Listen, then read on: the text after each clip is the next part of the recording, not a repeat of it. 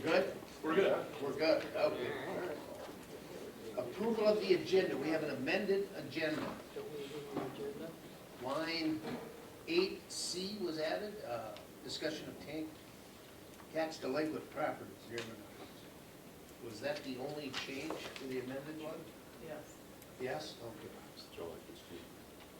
All right, I'll entertain a motion to approve the agenda then, the amended agenda. I'll make a motion to approve the amended agenda. Tracy? Anybody see anything else on it? If not, all those in favor say aye. Aye. Opposed, the same. Okay. The minutes from our last meeting, the shortest one we've had ever. I looked through them, I didn't see anything. You didn't see anything? Okay. I will entertain a motion then. Make a motion. Doug? So second? Tracy? Hearing no changes or anything, all those in favor say aye. Aye. Opposed, the same.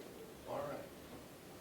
Public comment, try to keep to 3 minutes. We're gonna try to keep it to 30 minutes. We're gonna ask you to come up to the podium up here, state your name, because we're filming, and we'll go from there. So if anyone has public comment, right there, start right here.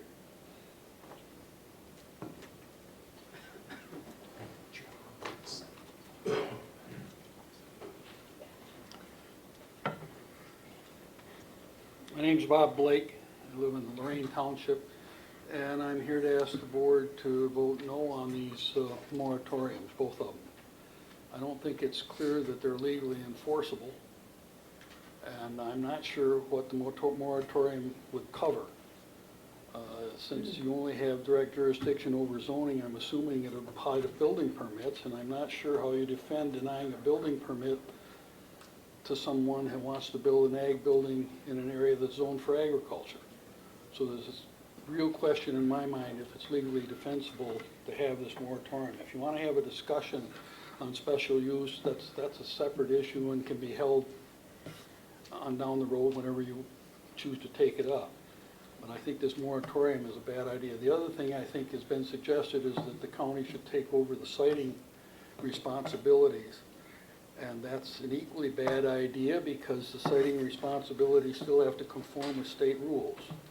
So you don't gain local control, you just end up taking the crap that was intended for the state. If the state wants to regulate it, let the state enforce it. So I'm hoping you'll vote down these moratoriums and then have those necessary discussions on down the road. But vote down these moratoriums and don't place us in legal jeopardy. And let the state regulate its own, enforce its own regulations. Thank you. Thank you. Anyone else? Yes, ma'am?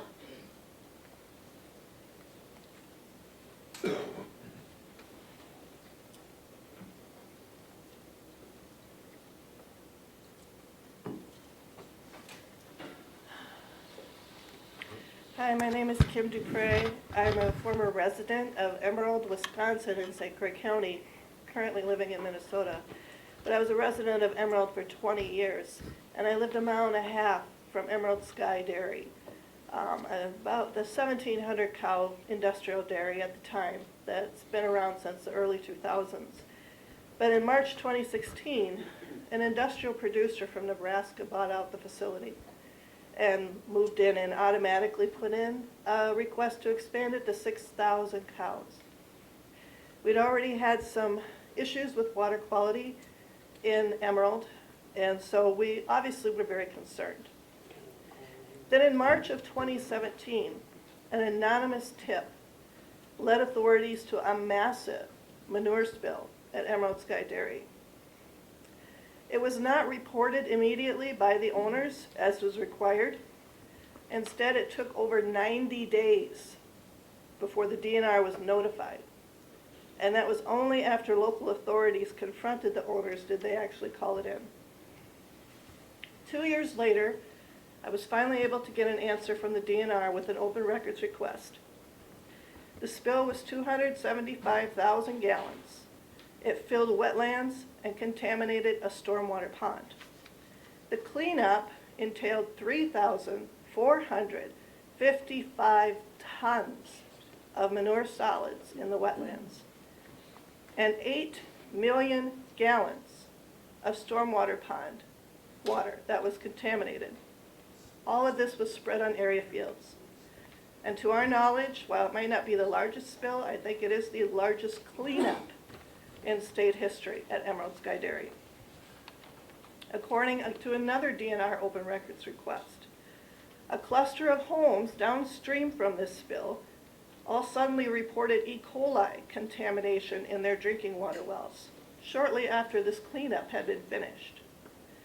DNR was contacted by these homeowners, but DNR did not do any advanced testing to figure out where the source of the contamination was.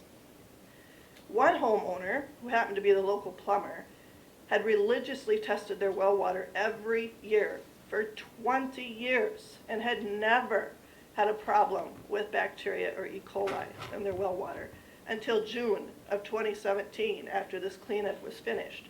Their adult children had come to visit, and they had both turned ill suddenly one weekend. The DNR simply instructed the homeowners to bleach their wells and contact them if other issues resurfaced. Now, this spill occurred not in an ag zone district. This was a rural residential zone district. There were 90 families in a 2-mile radius from the dairy. My neighbor was pregnant. Another neighbor was undergoing cancer treatment. Small children and elderly were all exposed, potential victims of E. coli. And then to add insult to injury, the penalty that was finally settled just in May for this egregious and negligent act by the owners, when putting public health at risk, was only $80,000, paid out over 5 years at $16,000 a year. Per the civil complaint that was filed by the state of Wisconsin, potential fines should have been over $1 million. But that's what a good Madison lawyer can do for you. It can get your penalties reduced by 95%. So I caution those who think that the state has our back. The state will take care of it. The state will watch over it. The state will protect your water. That was not our experience in Emerald. This was the front page in July 2017, where Emerald Sky Dairy spill gives neighbors pause. It affects people and how they choose to live their lives going forward. Chad here was going to build his dream home. He lived within a mile of the dairy. He still hasn't built that home. It affects how people make decisions going forward. So I would ask that you remember, not only do industrial producers want to have a level of certainty, but homeowners as well need a level of certainty in how they're going to live their lives and go forward. Thank you. Thank you. Yes, sir, come on up.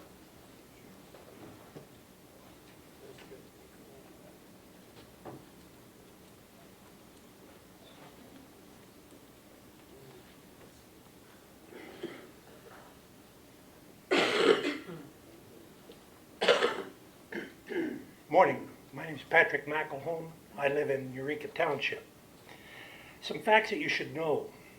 227,000 piglets per year, almost 19,000 piglets per month that will be moved to local farmers to finish before going to market. What this means is there's more pollution to our area, and for what? So a Chinese company can feed the rest of the world at our expense? 31,000 pounds of dead pig compost at the CAFO per year, not to mention the manure that's going to be spread on adjacent fields. Property values will decrease around the CAFO, and so will your tax base. It is beyond incredible that you allow this to happen to our part of the world. Look at what happened Walmart did to small businesses in downtown St. Croix Falls. A CAFO will cause the same thing to happen to the small pig farmer. Please do not let that happen. Thank you. Thank you. Anyone else?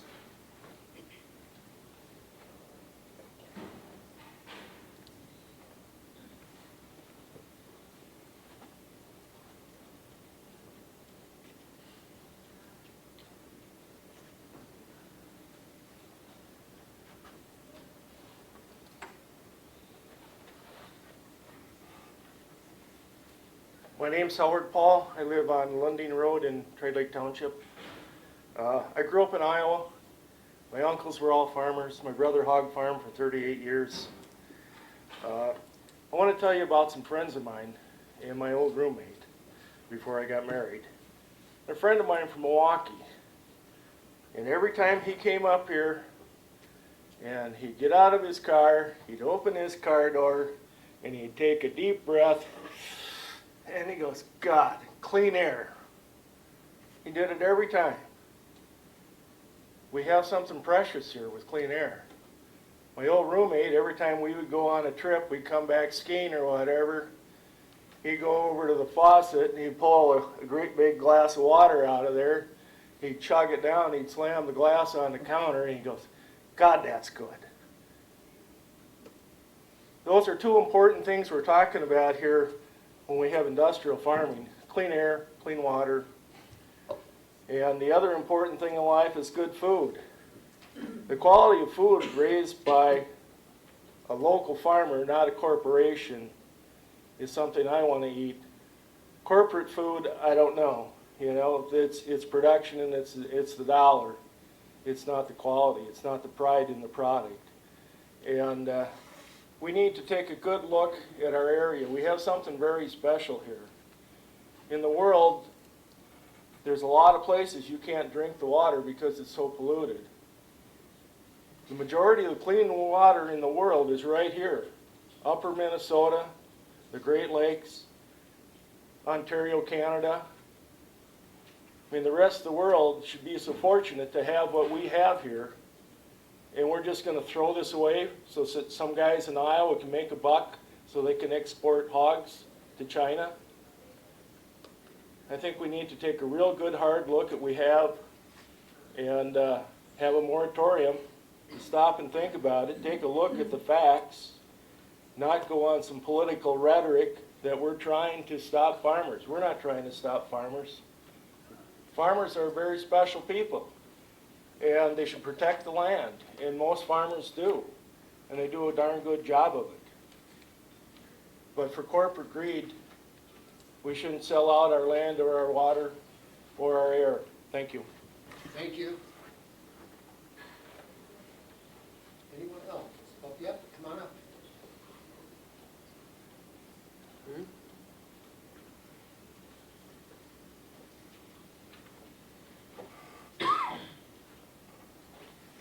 I'm Ramona Moody from Trade Lake. I have family that lives here in Polk County.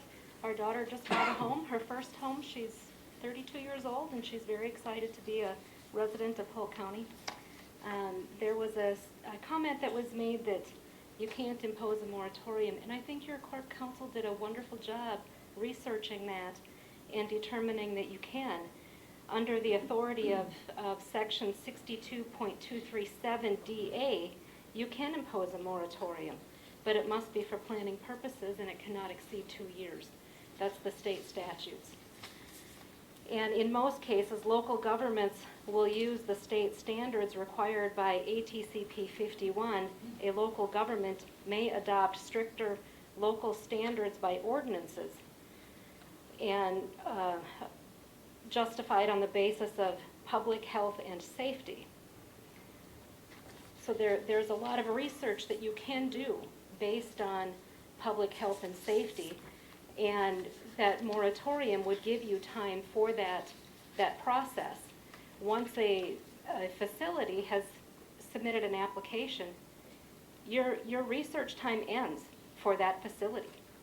So the sooner you impose a moratorium and start your research, the better you can position yourself so that you know what you will have 20 years from now, as your comprehensive plan states, so that you can take a look at it and research it. And then once you've done that process, and ordinances can be adopted pursuant to the powers granted by Wisconsin Constitution and the Wisconsin statutes, including but not limited to Section 60.10(2)A, 60.14(2), and 93.90E.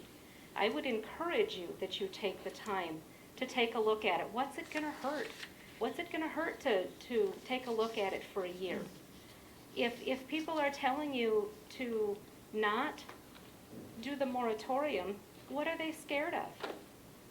We're asking for a time to take a pause, to look at what the potential impacts could be, and then move forward with whatever ordinances need to be properly put in place to protect what you have, your clean air, your clean water, your tourism, which is huge. The DNR does not have to look at the environment. I have specifically spoke with Jeff Jackson with the DNR regarding the proposed facility in Trade Lake. They only have to look at the specific site and only the mineral management plan. They don't have to look at your surrounding areas. They don't have to look at the water. They don't have to look at your aquifers. When I had spoke about that with our water protection plan fellow, he said that the NMPs, the nutrient management plans, are designed for the crop. What is best for the yield of the crop, not for what is best for your aquifers, not as what's best for the runoff for the ground in surface waters. You need to take a look at that. Pause and take a look at what the potential health risks are, the public safety issues could be. That's what a moratorium gives you time to do. Thank you for your time. Thank you. Anyone else?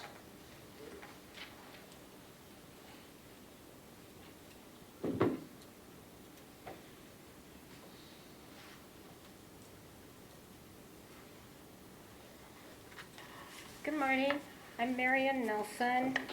I live just a mile and a half east of Grantsburg on a acreage. I have a hay farm. I come from a farming background with dairy, and I'm not against farmers, but industrialized hog production is not farming. The groundwater issues, the health issues are significant. The antibiotics that are fed to animals are on an industrial basis make a significant impact on our overall health because the antibiotics go into the soil. Once the waste is spread on the soil, the antibiotics go into the soil. They don't break down right away. They cycle back and forth through the crop and back into the animals and people that eat those crops and build eventually disease-resistant strains of bugs. Dr. Husett from Laketown Township has given a really comprehensive description about how that works. I have here an impact of industrial farm animal production on rural communities, a study done by the Pew Research Group. And this covers 40 years of observing concentrated animal feeding operations. It is a very comprehensive study. The end result of the study is pretty sobering. It says that the CAFO, the industrialized animal feeding operations, take more from the communities than they contribute. It encourages communities to look at their other resources and capitalize on those resources rather than looking at doing CAFOs. It encourages smaller farming operations. It encourages people to really take a look at what you have. And what I hear today is the encouragement, take a look at what we have, because we do have something very unique.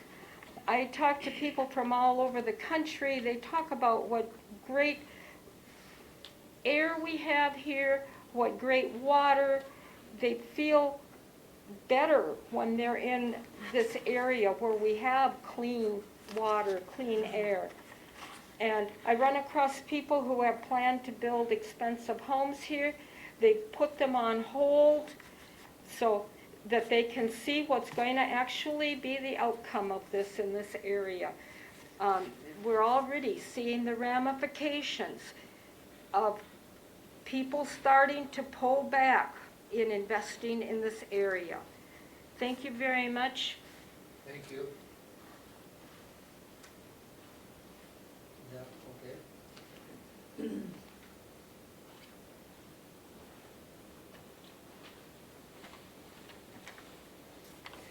Good morning, my name is Christy Allen. I live in Anderson Township, just on the border of Trade Lake Township, about 3 miles south of where the proposed facility would be in Burnett County. But I've been keeping bees in Polk County for the past 10 years, and I partner with small diversified farms like the one mentioned on number 12. There's an agenda item to visit Turnip Rock Farm, and I just want to encourage everyone invited to go and see this kind of farm. There are a lot of people my age who are moving out here and want to live out here for all the reasons mentioned before. I just moved here 2 years ago and have been attracted to the area because of keeping bees for the last 10 years. I make incredible honey because of these farms, because of the diversity of forage and the way that the land is treated. And so there's a lot of reasons to take a look at this moratorium. I'm also a member of the Polk Burnett Wisconsin Farmers Union chapter, and there were representatives from there that wanted to come today but could not make it to encourage this farm visit. Because of the motion to support all kinds of agriculture and farming, you should really go check out what Turnip Rock is doing. These kinds of farms have been supporting me for years and support the environment and pollinators and lots of other parts of the ecosystem. So please, I encourage you to take them up on their invitation. Thank you. Thank you. Anyone else? Yes, ma'am.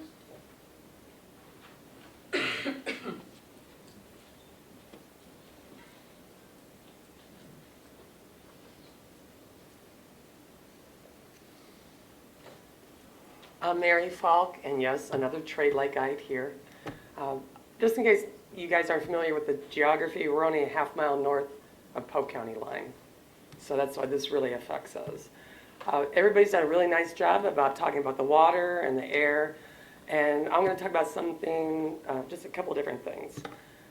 When I was on the county board for Burnett County, we took food security really seriously as part of our national security, especially in light of 9/11. There we go. A little momentary lapse here. One of the biggest issues that they're worried about is concentration of our food supply. And that's what CAFOs do. We are eliminating small farms in favor of huge, large industrial complexes. I'm not against well-run CAFOs if they're regulated and that there's oversight on their water. Right now, I have my own little cheese plant. I pull my own water samples.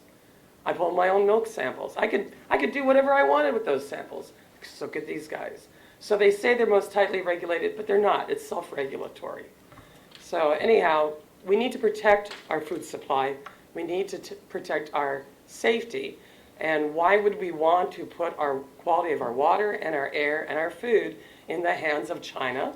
And this is not just China, it's Japan. These are all owned by foreign investors because they can't do what they see as having. They're using our resources to do what they want to do. So anyhow, also MRSA, that's antibiotic-resistant bacteria. Go to the website for the Center for Disease Control. Right on their website, our own government says anybody that borders the property where pig manure is being applied has a 35% higher chance of developing MRSA. And it's not just where the facility is. These guys are renting land all over the township. In our area, it'll be over a 10-mile swath.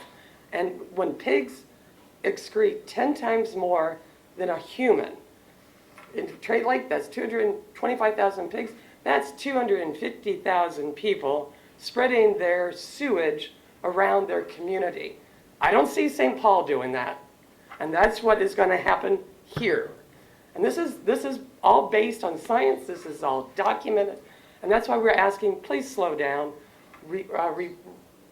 Research what you have. Research what you need to do. And from what I understand, I was at the Lake Town meeting the other night, they don't have any siting laws. Polk County has not adopted livestock siting. So if somebody comes into Lake Town right now, they can put up a huge hog facility right on the border of somebody's property line.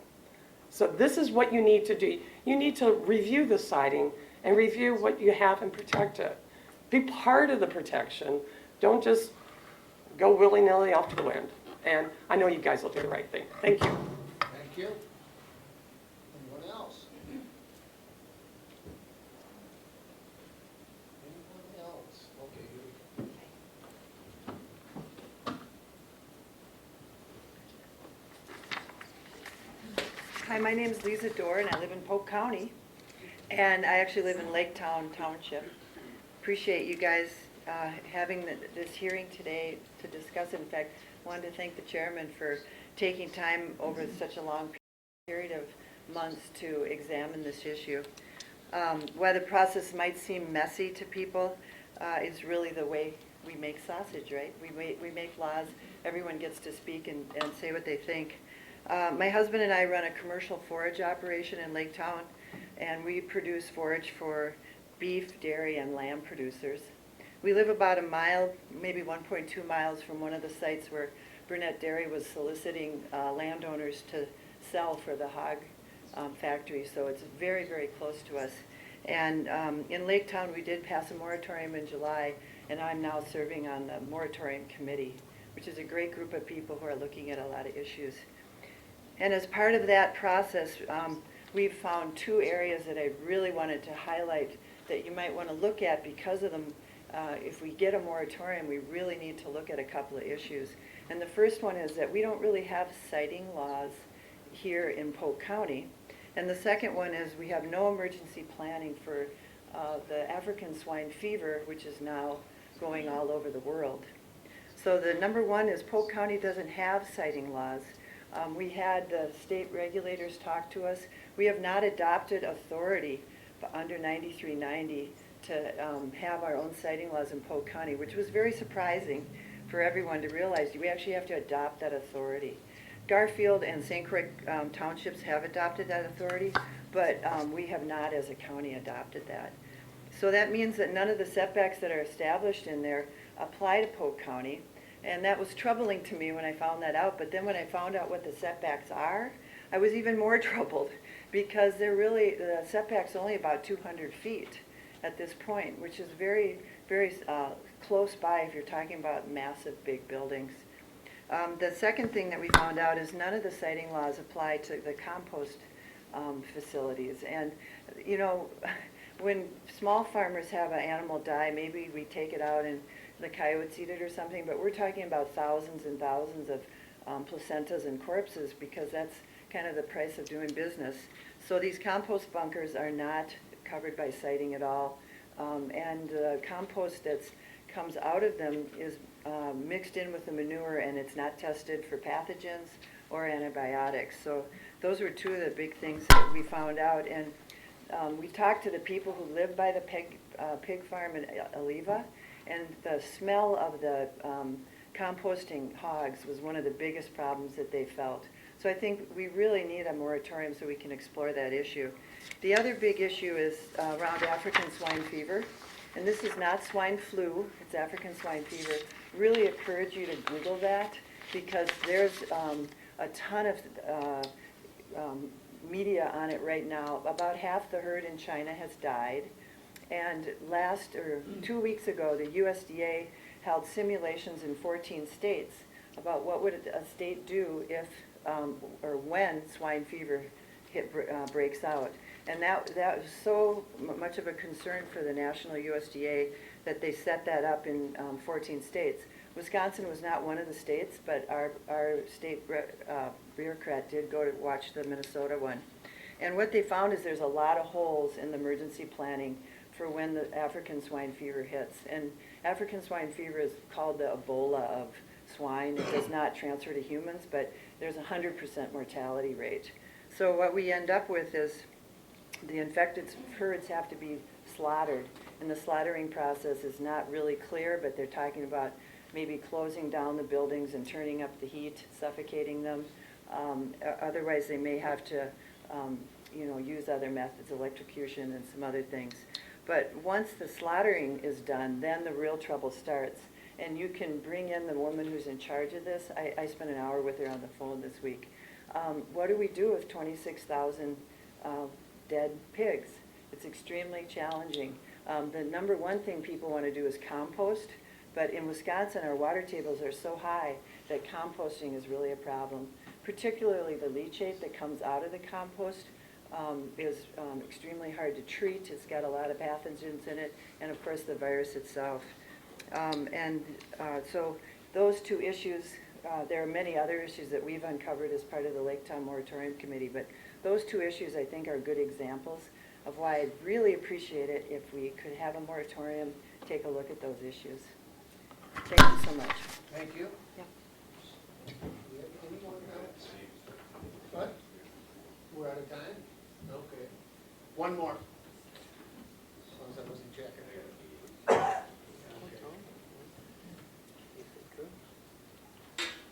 I'm Vicki Bro from Lake Town Township, and I just, very short thing to say here. I'm sitting back there looking at your vision statement, and it says, improve the quality of life for all who live, work, and play in Polk County. And I just want to say, please take the time a moratorium would give you to make sure what happens in Polk County will in fact improve the quality of life, or at least keep the quality of life that we have for everybody. Thank you.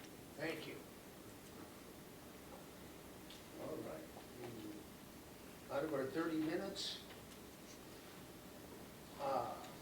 you are the only supervisor under number 5. Do you want to wait for yours when we come to? No, I have another meeting to be at 10, so I'd like to speak to it now if I could. Yes.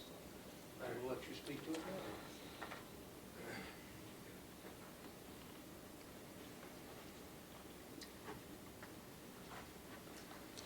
Dean Johansson, County Board Chair, Polk County.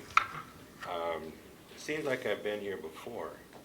I think I was here in August and trying to get this through the committee, but that didn't happen. So then I thought, because I wanted to get it on the August board meeting, but there was some procedural issues that the committee took issue with. So okay, let's try to get it on the September board meeting. Well, that didn't happen either. So here we are now, and it's October, which is fine because we've learned a lot of things about CAFOs, and I'm pretty impressed with the way people can articulate their positions. It's really neat to see on both sides of the issue. But what has happened in this time period, we've learned a lot, and one of the things that was good about the delay was that we had the information from DATCAP and the DNR, and we found out what we actually, as a county, can possibly do, and it's quite limited in the siting issue from what I gathered. But it's something, and that's why I'm sponsoring this resolution 3319 on behalf of my constituents in District 3, which includes Lake Town, Sterling, and Eureka. And they're the ones that called me and said, can we get one of these moratoriums going, which is already being done in Sterling. I think Sterling's already passed theirs. And Lake Town's working on their moratorium, and Eureka's working on too, and Garfield and some others already have them in their comprehensive plans. So I think it's time that Polk County looks at this, and I'd appreciate it, Environmental Services Committee, if you could move this forward, hopefully with a resolution or with a motion to approve. But whatever you do, I would appreciate you acting on it, because we do have the Unity School booked for the next meeting, and we're booked at Unity School because a lot of people will be there, and if this isn't on the agenda, we could have some upset people. But that being said, let's get to the meat of the whole issue here today. And Resolution 3319 is still the number But I draw your attention to line 123.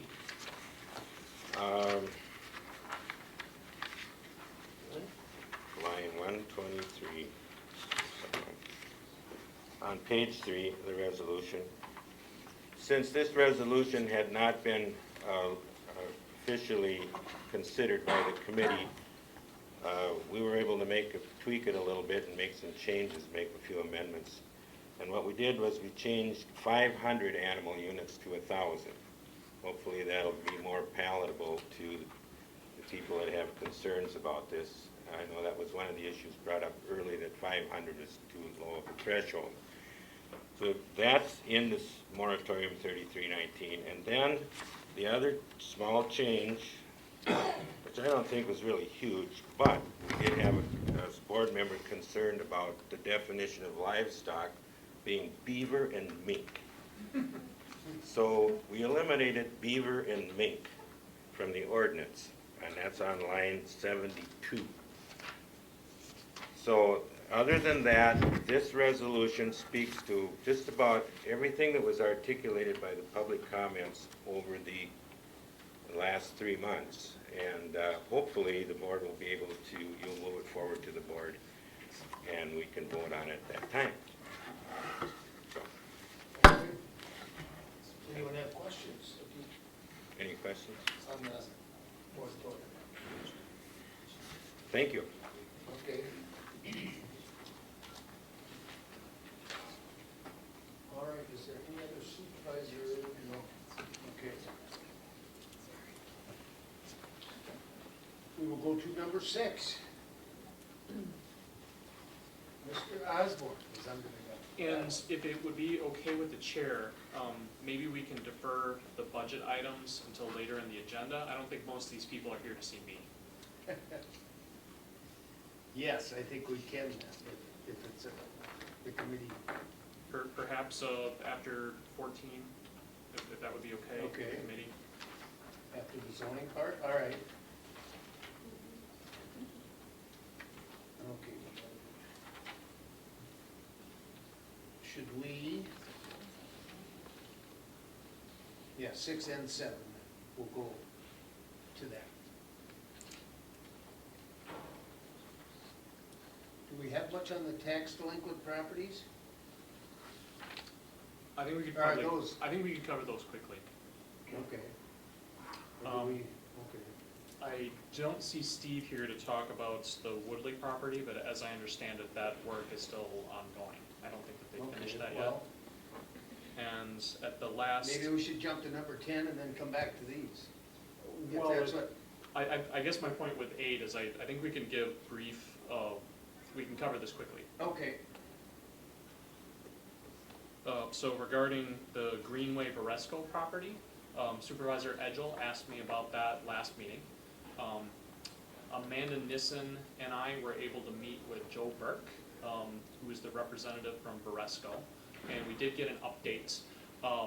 The court case or the court paperwork for them to take possession of the Greenway property went through in early September. So they are now the owner.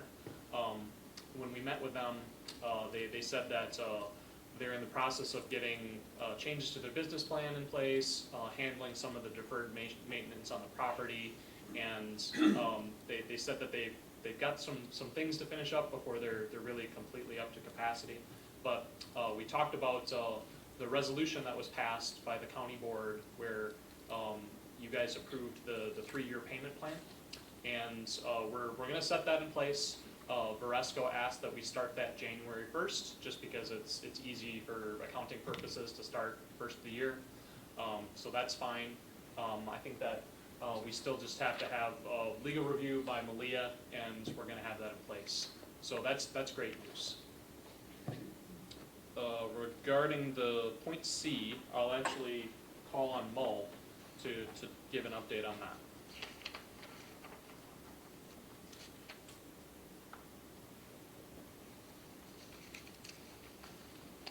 Mr. Chairman, Good morning. in regards to the properties behind Menards, this is on the agenda just for discussion at this point. We received 2 offers on your first page, the offers were on the first two properties there, which are 01396 and 01399. Along with that, the last 3 pages there are the offers on there.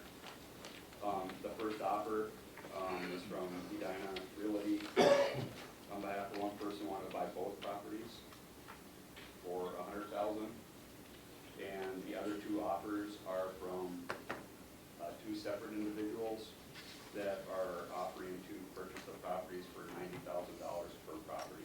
We're right here too. I'm Gus, and this is my mom. And they're in the audience right here. Oh. So this was on here for you guys to look at on this. So for the 2 properties, the one offers for $100,000. The other offer is for $180,000 for the 2 properties. With that, so we'd be looking at any questions you have on it for now, and then on your next agenda, looking on whether you would want to accept these offers or seek other alternatives. And if I can add on to what Mo said here, right, these were pretty much unsolicited, right, Mo? We didn't really reach out to these people. Correct, So they reached out. yeah, these are the offers that we have on the table right now. They've already gone through the tax auction process, so we are at the stage where we could accept offers. But a concern, and Amanda Nissen, the treasurer, actually brought this up to me, is if the county board chooses to accept an offer that is less than the taxes that are owed on it, then in essence, we would have to backfill that amount from the general fund. We would have to make ourselves whole.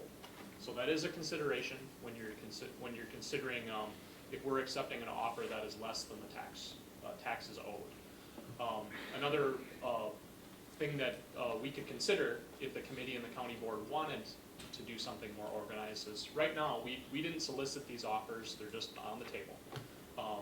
In other cases, you could look at a process where we try to get more offers. That might involve an RFP process where people can submit sealed bids, or sometimes counties have hired realtors. That would be our agent and getting more than one offer on the table. At this point, it's just on for discussion, so we don't really need feedback from you guys at this point. But I think the intention is that we could get this on your next committee agenda, and we could have a full discussion, and you guys could weigh in on policy. All right. So this is more for information. Would the information include then how much we would lose if we sold it as is, then at those numbers? We would have those numbers too then? They're on your front sheet here. The offer is 100 and it's 270, we'd lose 170, is what I'm saying. I thought it was 90. One offer is for the top property, one Yep. offer is $90,000 for it, one offer is $50,000 for it. The one offer we have is a combined offer for both properties for $100,000. The other offers are $90,000 per parcel for this top one. So you see the taxes lost would be $195,000. Well, if I'm understanding, Nick, we would be about $175,000 short. So we'd have to, the That's what general I'm saying, fund? we'd have to have that. And I guess I bring up the fact that about accepting an offer less than what we're owed, because the county board can do that. I mean, when we had the smaller parcels, I think you guys remember, they had that one that was boxed in, and we had to accept a secondary offer that was less than the taxes. But when you're talking about the county eating $5,000, that's different than the county having to eat a huge number. So it's just something to consider. Okay. Just a point, I mean, we're adjoining landowners, and we've been keeping an eye on this for quite a while, and I've called and questioned about it. I tried to actually rent the farmland. I talked to Debbie Peterson and Tina and Mo, and I wasn't allowed to rent the farmland while I farm around that area. Well, then we saw it was on the online auction multiple times, but it was pretty high price, and it just wasn't in our price range. Well, it got down where the minimum that's $100,000, and no one made a bid. And we got notified again, so we put in our offers, and there's $90,000 for 31 acres, no contingencies, cash offers, no realtor involved, so you don't have to pay any fees like that.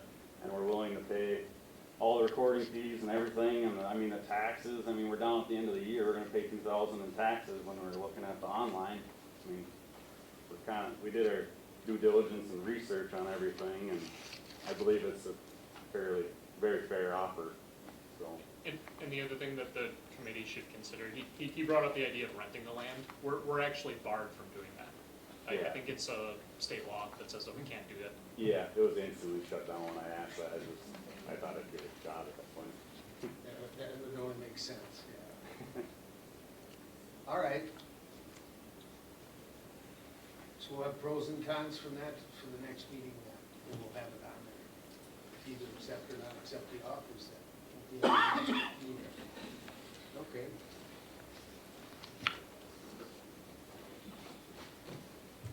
All right. Forestry, take a look, come on. We'll be quick. Okay. Good morning. First on the agenda here is an update concerning the Sterling fire tower, basically. Basically an agreement was signed earlier in the year this year. So there is a legal contract associated with Polk County and AT&T. Obviously, this cell phone tower combines public safety and communication, impacts the sheriff's department, fits into the communications plan. In the process of AT&T applying for their permits to get the go-ahead to build the tower, an issue came up. A petition was filed with the Wisconsin Historical Society. What that is causing is the DNR to reevaluate its position. Originally 2 years ago, they cleared all the fire towers in the state, clearing them to be tore down. What this petition is doing is holding AT&T up from constructing the tower. The DNR is trying to work with AT&T and present options in terms of tearing the tower down. One of those options is for Polk County to take ownership of the tower. At this point in time, I guess I got Nick and Malia involved in all the emails. This truly is an issue between the Wisconsin DNR and AT&T. Whether the county wants to intervene with some of the options made available to the county, I'm going to leave that to Malia and Nick. So, a couple of issues. We own the land, but we don't own the fire tower, and it's really odd, because usually a building attached to the land becomes a part of that property, but for some reason, and we haven't been able to dig into it, the DNR still maintains ownership of the actual fire tower itself.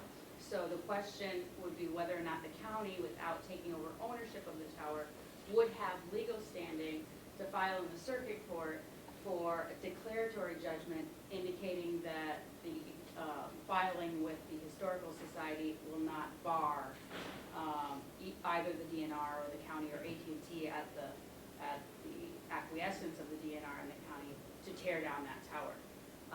If we took over ownership, then of course we would have legal standing.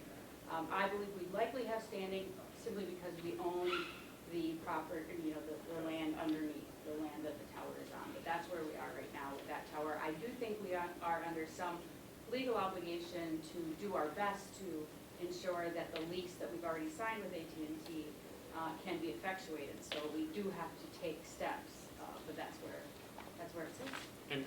And the other thing is, when we're talking about the county, the option out there at all where the county would take ownership of the tower, because I think that it could be an option.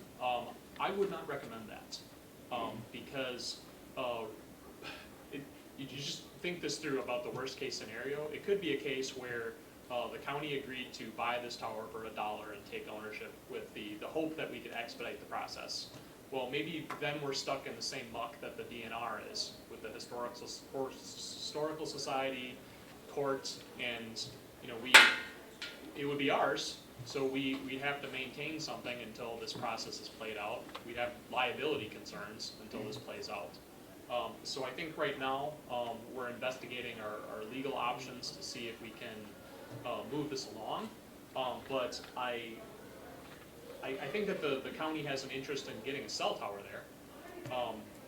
AT&T and some of the other cell carriers in the area, they don't have good coverage. So there is a public safety concern about getting good coverage there. And I think AT&T has said that they want the spot where the tower is, because that's the high ground. So that's kind of where we are as far as the situation, but we're checking out our legal options and seeing if we can move along. Because I don't think the DNR they don't care, so they're not going to seek declaratory judgment to determine whether or not it's okay to tear the tower down. We have entered the lease with AT&T, so now we're under kind of a good faith obligation to try to perpetuate the lease, because when we entered into the lease, this was not on the radar, so it looked like, yeah, AT&T, you can have that spot, you can tear that down, DNR was fine with it. So now we are in a position where we have to do something, and hopefully we have legal standing to ask for that declaratory. And one of the things, Would it not be a safety issue that we take it down, that they take it down? Why? What do you mean a safety issue? Well, somebody could fall up and fall off, jump, whatever. I mean, if it's not used anymore, I mean. so if we back up a year ago, AT&T selected this site because it was in the county forest. We had to do a withdrawal. That's one of the questions Paul and I had of AT&T. This is the only site that you guys want. They said yes. Because to do with the withdrawal, we had to ask, is there alternative sites? No. So AT&T knew full well that that tower was standing, and at that time, they can see it. The question was asked, is this tower going to be a problem for you?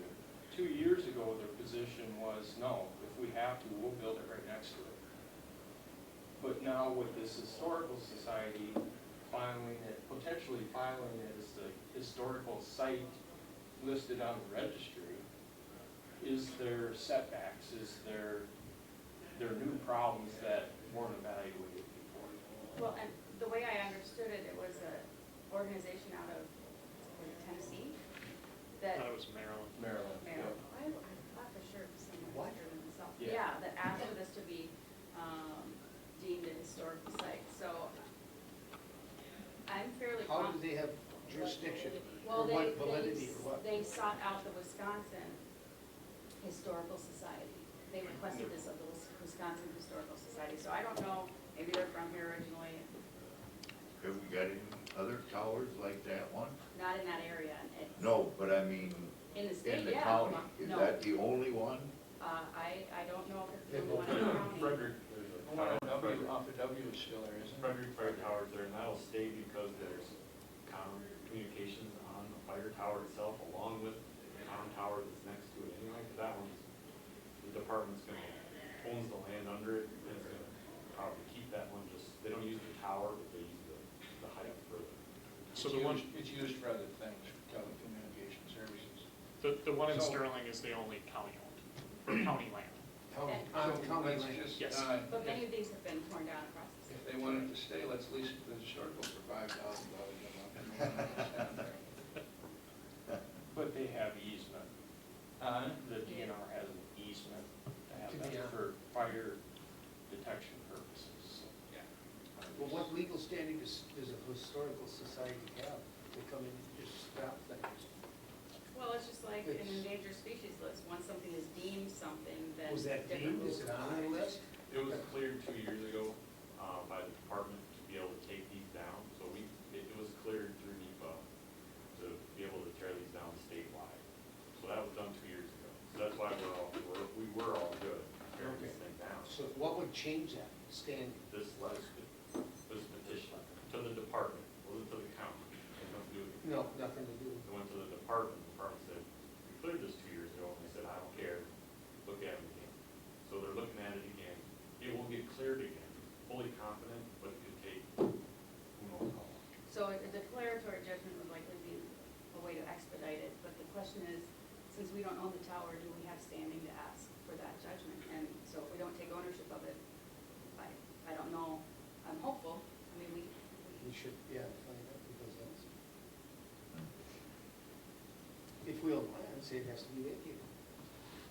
You can force the DNR to vacate, and they gotta tear it down. But again, just like, and then think about the endangered species list, when something is placed on there, certain rules to apply. Same thing is true. But this is not a list, it was a list to take down, so it should be No, right taken now, down. we have information that they're saying it is, Who's they? the Wisconsin Historical Society. Do they have proof in that letter that it's on it? Is it on the list? They are the deciders. Oh, then it's on the list. Yes. So they get to make their own list whenever and decide if it's on there. I mean, yes, Okay, I guess. That'd be something to Yeah, look yeah. into. That just seems bizarre. So we'll keep plugging away. Okay. This might be a bad question, but why can't they both exist there on this site that we They can. created? They can? AT&T doesn't want to throw, $500,000 of the structure and equipment up on a tower and then be forced to tear it down. They want this cleared before they begin construction. So everything's on hold. It's up to AT&T, and they can build it with the fire tower next to it. That's engineering possible. But whether or not they want to or not, it's up to AT&T. It'd be better if gone. Well, I know it'd be better if it's gone, but if you just leave it stand there and put another tower up, who cares? Even if it's underneath it, I don't care. That's AT&T's call. And that was their approach 2 years ago. This has got them on. Yeah, I remember that, yeah. Probably insurance or something to do that, to fall over and hit theirs. Yeah. Or they may not be able to get a permit to do the construction through NEPA until that's cleared. Okay, interesting.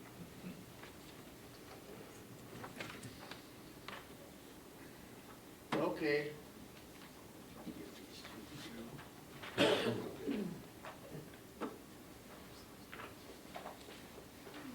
So Jim, look at the box, you opened up basketball.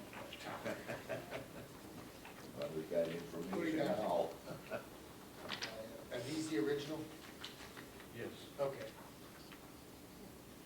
Well, That makes sense. they'd be a That copy was- of them. okay. Someone's already So signed it, it's- so no, they're not the original. Okay.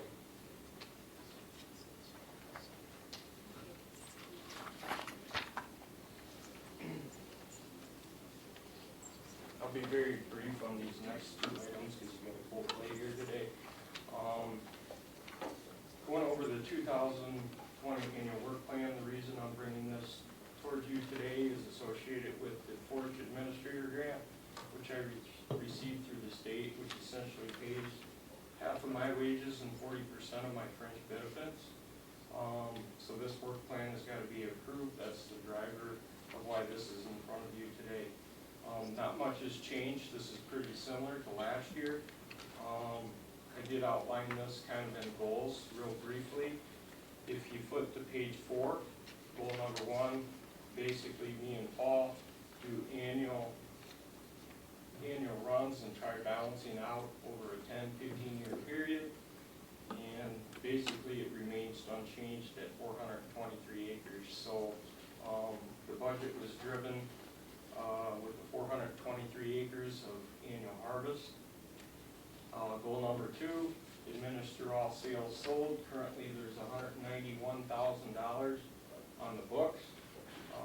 This time of year, that starts getting drawn down. We'll have another auction. Come late January, early February, you'll be back up to approximately 325, 340, depending on how the auction goes. As you remember, the Johnstown timber sale was sold this summer. There's no activity on that, but obviously that's on the list also.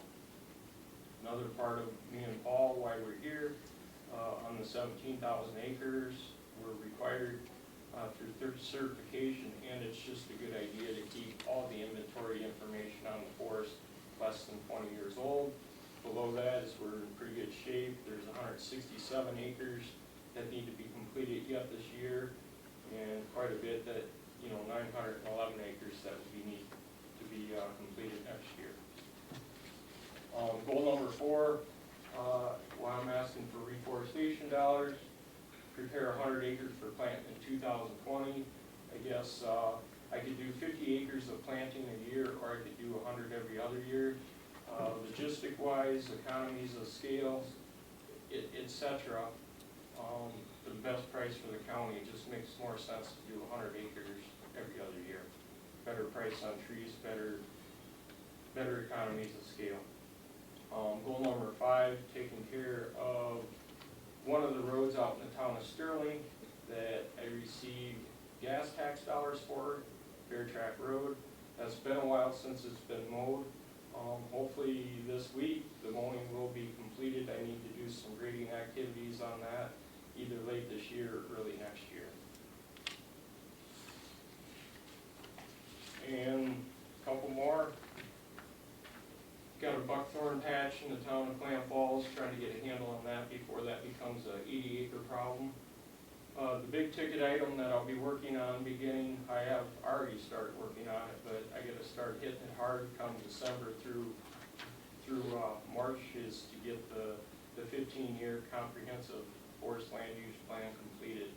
And I do need county board approval on that no later than October 2020. If that is not completed, I won't cut a stick, I won't get the administrator grant, so I guess it's pretty important. And then miscellaneous tasks that I'm associated with that I'm not going to go over today in light of time. Do you guys have any questions? Yes? 3-acre patch of buckthorn in Clam Falls on Summers Lake. It'd be in the southwest corner of the property. If you walk that southernmost trail, kind of where the field and the forest meet in that area.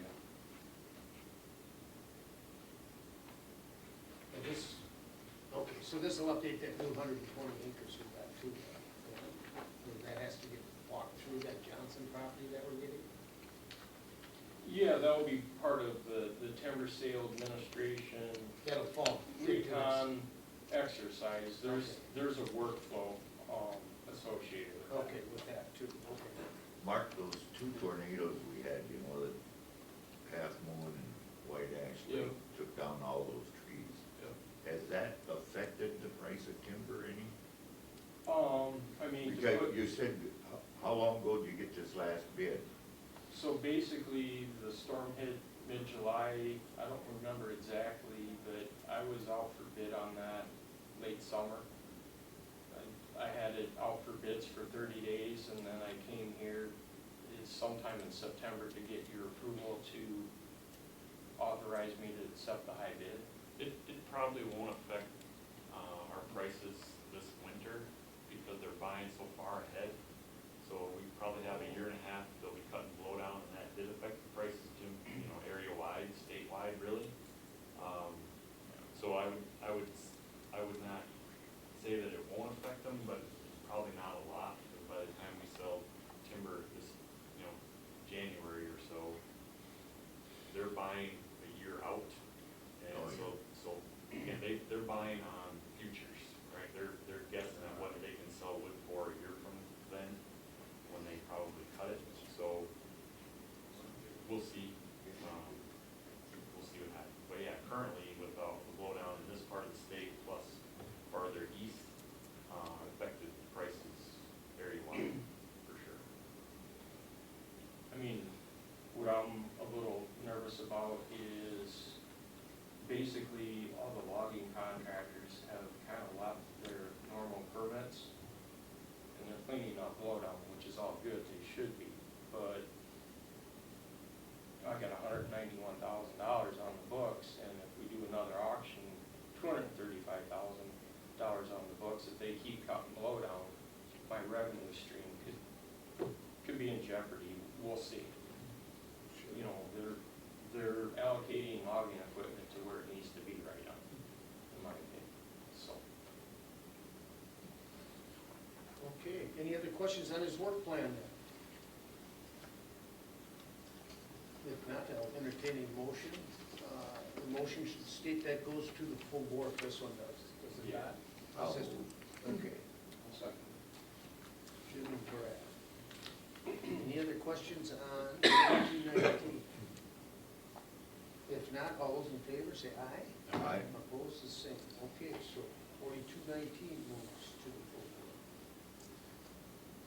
And then the last item I have here today would be, this would be another resolution that I would need your approval, is taking out the county forest variable acreage share loan. This is something that we have utilized in the past. Basically, it's a state interest-free loan that basically I'm utilizing it for reforestation. That loan is paid back every time I close out a timber sale. 20% of the proceeds go to closing towards that loan once the balance is paid. Essentially, that loan goes away. Basically, the loan balance today is zero. So it's a $8,300 loan. So we have to cut just over 40 grand of timber, and then that loan is paid for. Something we've used in the past, but open that up to questions and would need a vote on that also. And that also does need to go to county board. This all, okay, yeah, this is going to be full board. So this is just kind of a gap filler for you and stuff, in between fur rentals. Correct. Because it's usually paid off in a year, aren't they?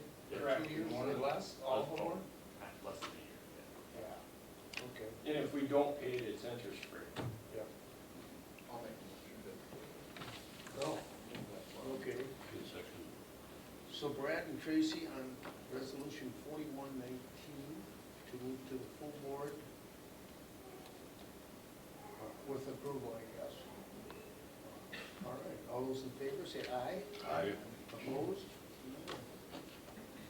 And that's the last thing I have is, just curious if I need to come to the county board meeting on that, or if you guys are good. With those two resolutions, just, you guys okay supporting that, or if you want Mark, make sure you. I don't think you have to take it.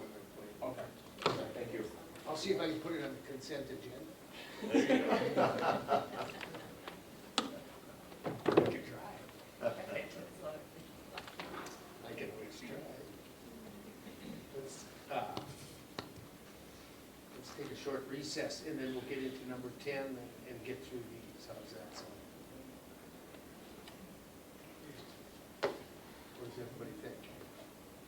Yeah, I'll make that motion. Okay. Oh, I'll second that. All right. All those in favor? Are you happy, Like a Nick? 10-minute, and then I was just waiting to get up and walk, you know, You and walk, leave, and then no. we'll go right up.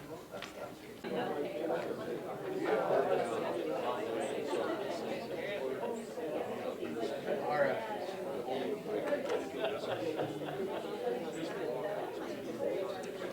Pretty sure.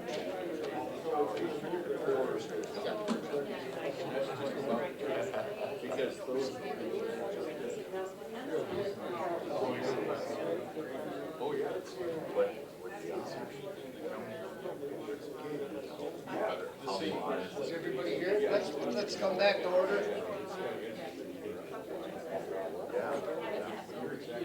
Jim, are you ready? Is everyone ready?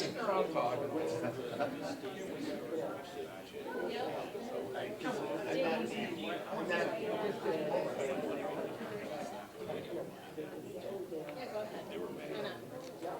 Okay.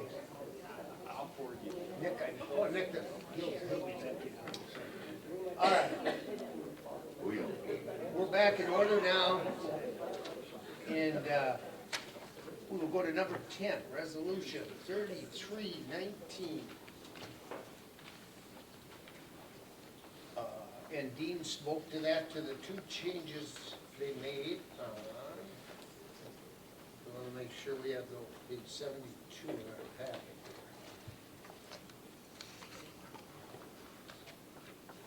So,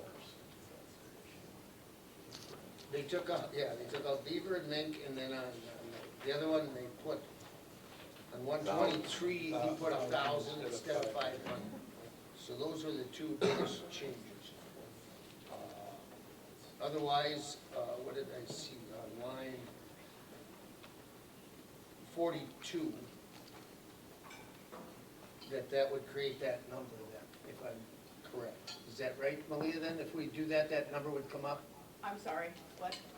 That number would be put in there. If we do this, The 1,000 would be put in. the 1,000 can be changed, but right here, for this ordinance That number. would be the ordinance It's number, 33. wouldn't it? So that would, 3319, yeah. that would just get put in there. Yeah. All right, so we could, that would just be done. All right. Thank you. Discussion. Yes, Mr. Olson. Mr. Chairman, as we discuss this and the following resolution on hogs only, over the course of the last several months, we have heard many people from both sides discuss this, and what I've taken away is there seems to be a lot of people who seem to want smaller operations and believe that smaller operations can feed the world. Well, I am that smaller operation with 35, 40 cows. I am the guy with the little red barn. I'm probably, if not the last person in Wisconsin, it was certainly one of the last people in Wisconsin who chases cows up and down the road for 5, 6 months of the year, to and from pasture on a daily basis. We talk about a need for smaller operations with the chairman's request. I would ask anyone in this room to simply raise their hand without speaking, who is willing to be me, who is willing to be that 40 cow operation who chases their cows up and down the road. So we have 3 hands. In an article. Okay. So that's great. We are doing that. No talking. No, and so we come back to an article that I noticed on from the Osceola Sun. Since 1959, we peaked out with 103,000 dairy farms in the state of Wisconsin. In 2017, we had 8,700. Today, we probably have 7,000 or less. So what that tells me is we need 93,000 volunteers in the state of Wisconsin, 1,000 per county or more, to fill that void. I don't believe we have 7 here today who are willing to, but are they willing to put the money up if they don't already have the barn? Are they willing to put that money up and send the kids or the grandkids out to do that? Work 14, 16, 18, 20, maybe 24 hours a day to do that. I don't believe they are, and if you are, I certainly welcome you to the fold. I mean, I love what I do most days. I hate it some days, but it's no different than any other job. So that's my speech. I don't think there's enough people out there willing to fill the void. And if you think that we can get along without large agriculture, you're wrong. I don't necessarily like large agriculture, but it is a fact of life. If we do not have 1,000 cow dairies, 2,000 cow dairies in this state and this nation, we are going to starve to death. We have lost 93% of the dairy farms in the state of Wisconsin in the last 60 years. If everybody had stayed the very same size like my dairy family has, you would have 93% less dairy products on your shelves. You'd have 93% less food on your shelves. So unless people are willing to go hungry,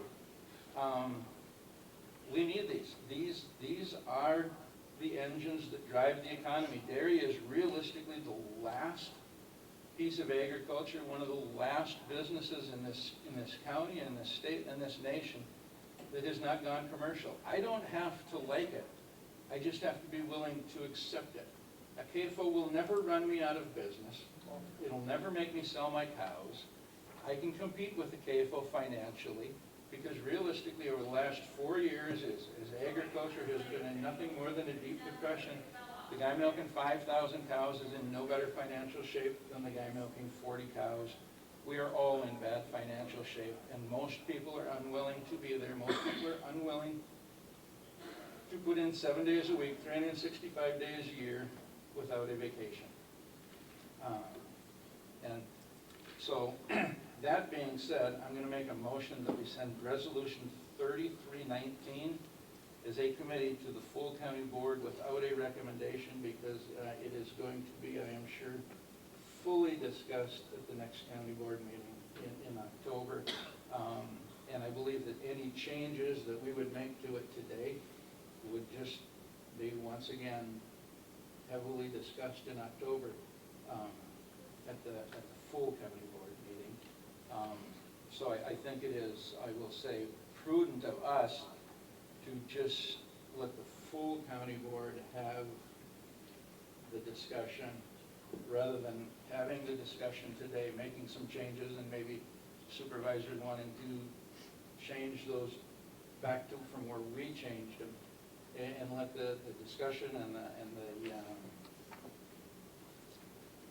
just be had at the county board meeting. So that's my motion, to move it without Okay. recommendation to the full county board. Is there a second? No, I wanted to have. We need a chance second to discuss. You need a second, then I can talk, or? Yep. Yes. Well, I'd like to give my opinion on where it's going. Okay, but I need a second to keep discussing after a motion. Can I withdraw my motion for the time being so he can ask the question? Yes. I'll withdraw my I'll let you motion. do that. Okay, It's not then a we'll have it's some more not a discussion. question, it's a statement, Yeah. but. Okay. Chairman, this TV is echoing really badly, so it's really hard to hear. Is there a way to turn it down? Oh, I have no idea. I'm not- Power button should be on the bottom left. Is there a power button to kill? On the face of it.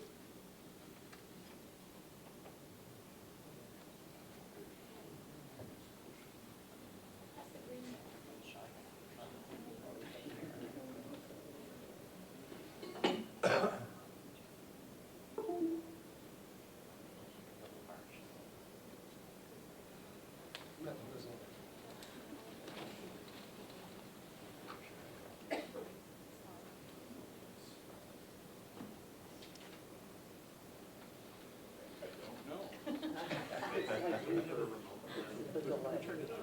It's coming in on the microphone and back to the TV. Unplug it. Forgot it. There. All right. All right. Oh, Jason. Doug, yes, you wanted to make a statement also. Yeah, I'd like to follow up on Supervisor Olson, and part of what he said, I agree. For 30 years, I delivered mail out of Frederick and watched farm after farm after farm disappear. But that's not where I'm going with this, because in our discussion over the last months, it was said that we should listen to the DNR, then we should listen to DAPCA, and we would listen to both of them, and the third suggestion was that we go visit the Solon farm. Well, I did that, and I went down to visit it, and it was a wonderful experience. It was a super tour, but there's a lot of buts in there. He does a wonderful job. He has lots of regulations. He discusses the regulations. He follows regulations. He does everything right. But I came away from there saying, they said, if then you didn't agree and wanted a moratorium, that's where I came out of there. Because I don't believe, looking at his operations, I didn't have anything against it, but I don't think it's the same as a hog operation. I think one's a factory and one is a family farm. And his is a family farm. He's expecting his daughter and son-in-law to take over. And every bit of it, watching how clean that place is compared to when I was young working on the farms, it's magnificent for that many cows. And he wants to go from 1,150 to 1,300, wasn't that right, Tracy? So that's what I am in favor of, not necessarily each one of these resolutions on a moratorium, but I'm in favor of a moratorium so we can step back and have time to look into where we should go. There's a discussion right now about conditional use on CAFOs, and I think we need to study that. We're going to work on it later on the agenda. So I think I don't see any problem with stepping back and looking at the situation. That's where I'm going. Okay. Anybody else with any thoughts? I'll remake my motion to send it to the full board without recommendation. And you're gonna leave it with the 1,000 in the. Yeah, I'm just, I One don't, that's there right again, here. I'll say, I'll just reiterate, I don't think it really pays for us to make any changes, because the county board's gonna have their full shot at this, next Tuesday night, so anything we say today could very easily likely disappear Tuesday night, so let's, instead of 5 or 6 of us having the discussion, let's 15 of us have the discussion and Fill in all the blanks and go. and see where it goes. Okay. Is there a second?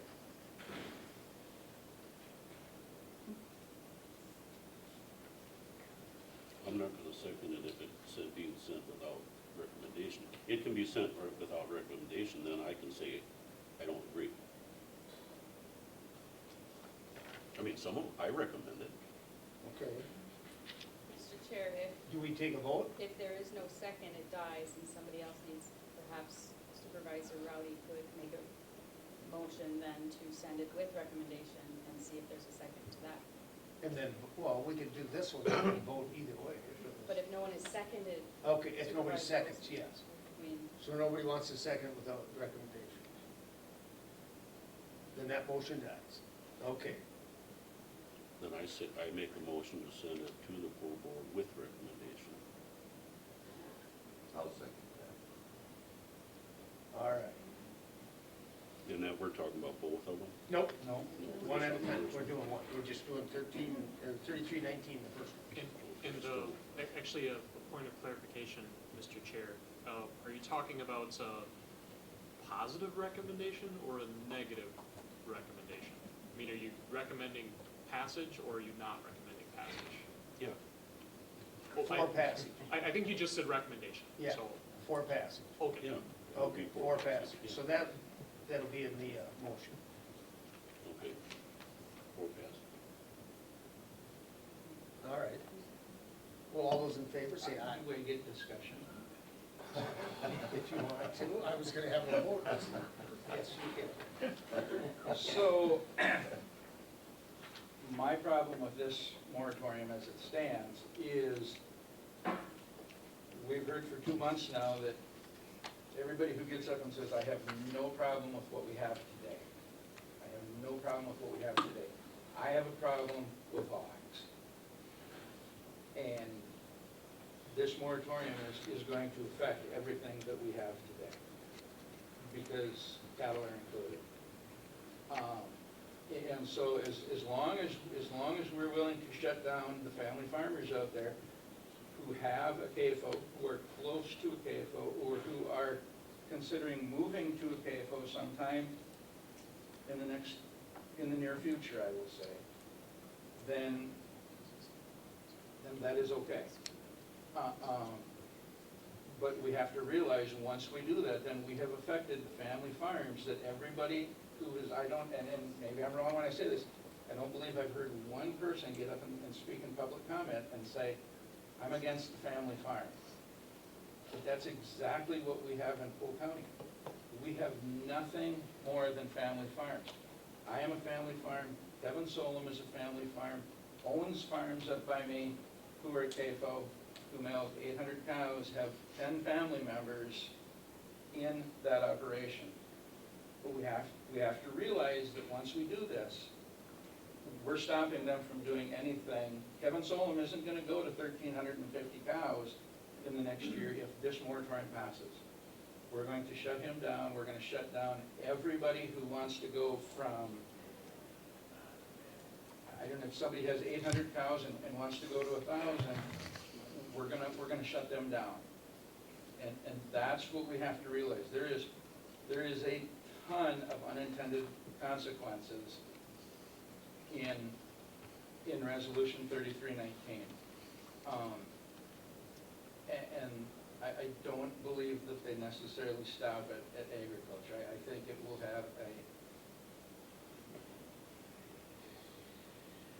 have a huge impact on the finances of individual businesses outside of agriculture across this county. And if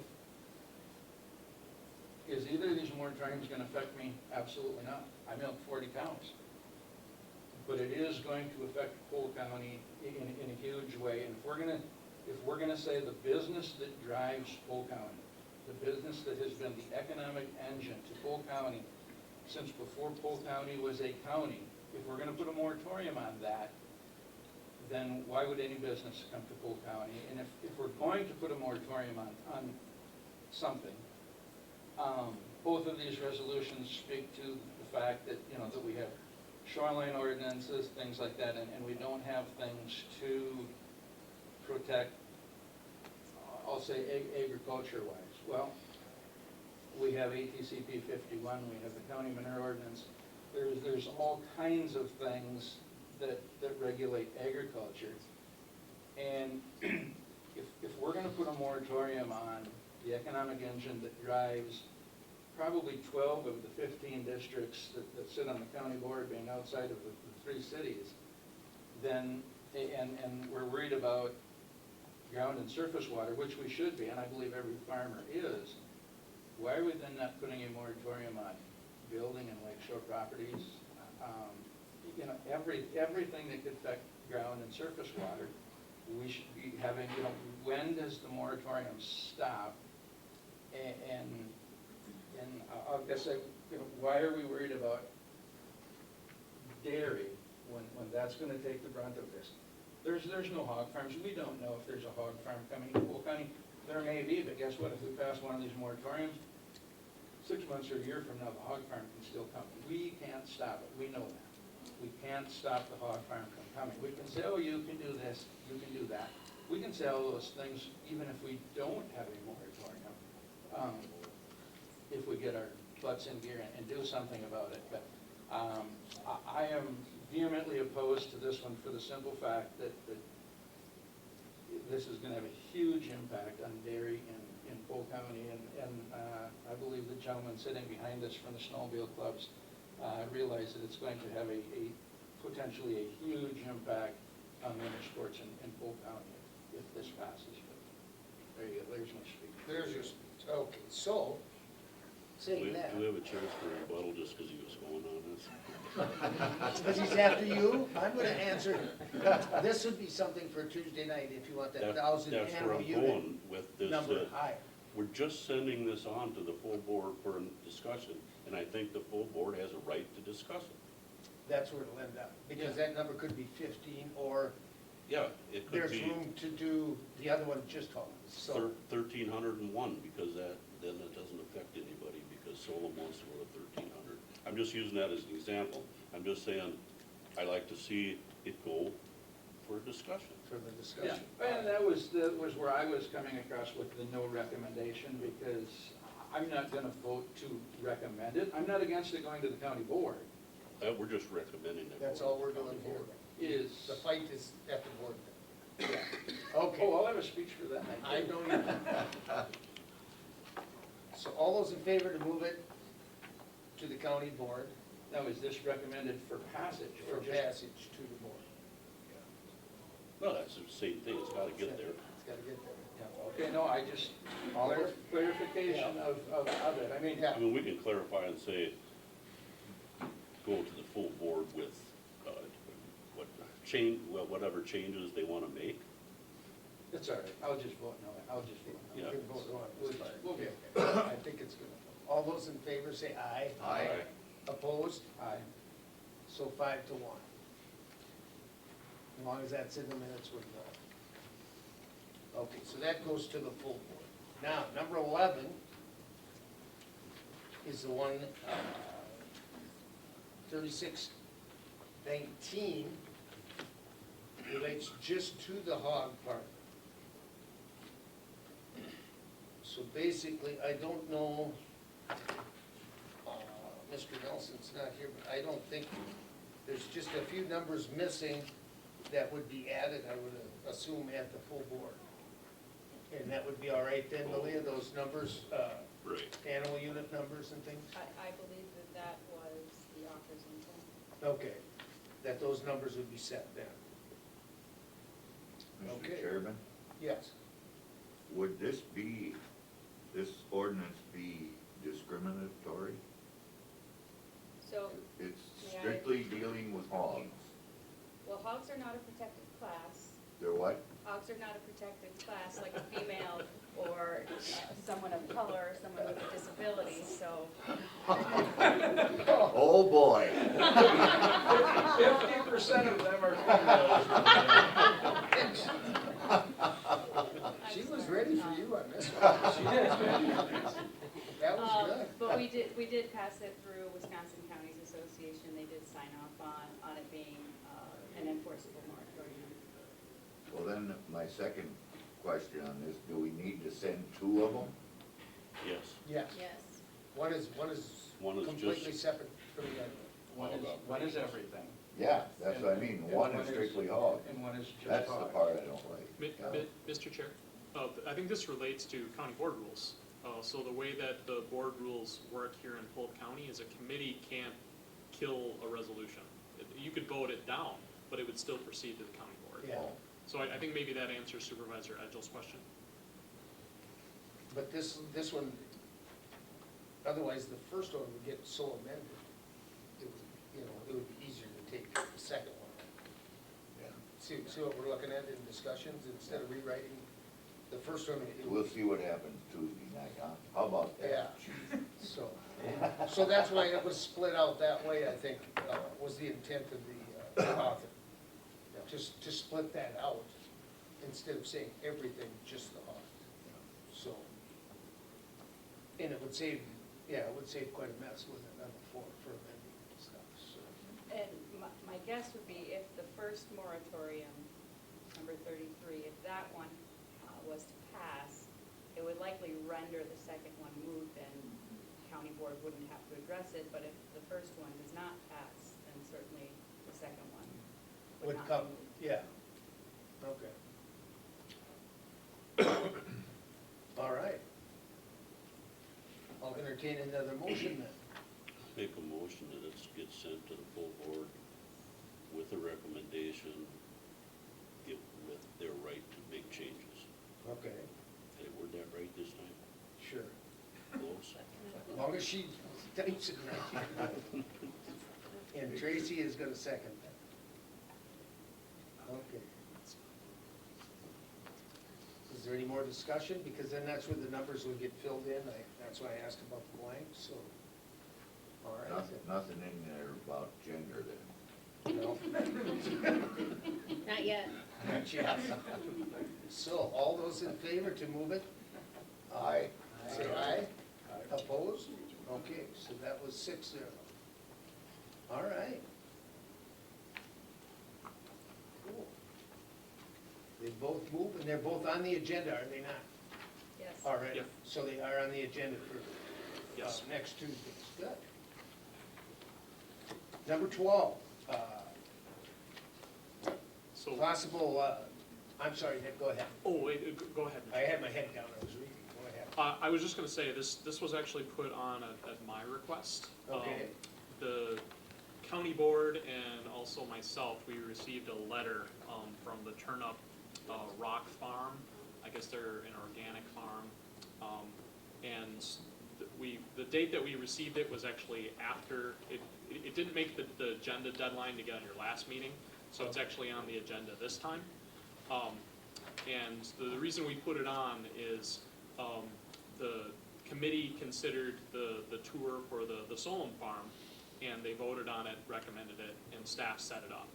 And when different groups had asked me, well, what do we have to do in order to get a tour of a different type of facility, I said, well, we need to get it on the agenda, and if the committee would vote in favor of it, we would try to set up a tour. Looking reasonably at it, we tried, I haven't spoken with the owners yet, but if the committee would vote in favor of this, at your direction, I'd reach out to the owners and see when we could do it.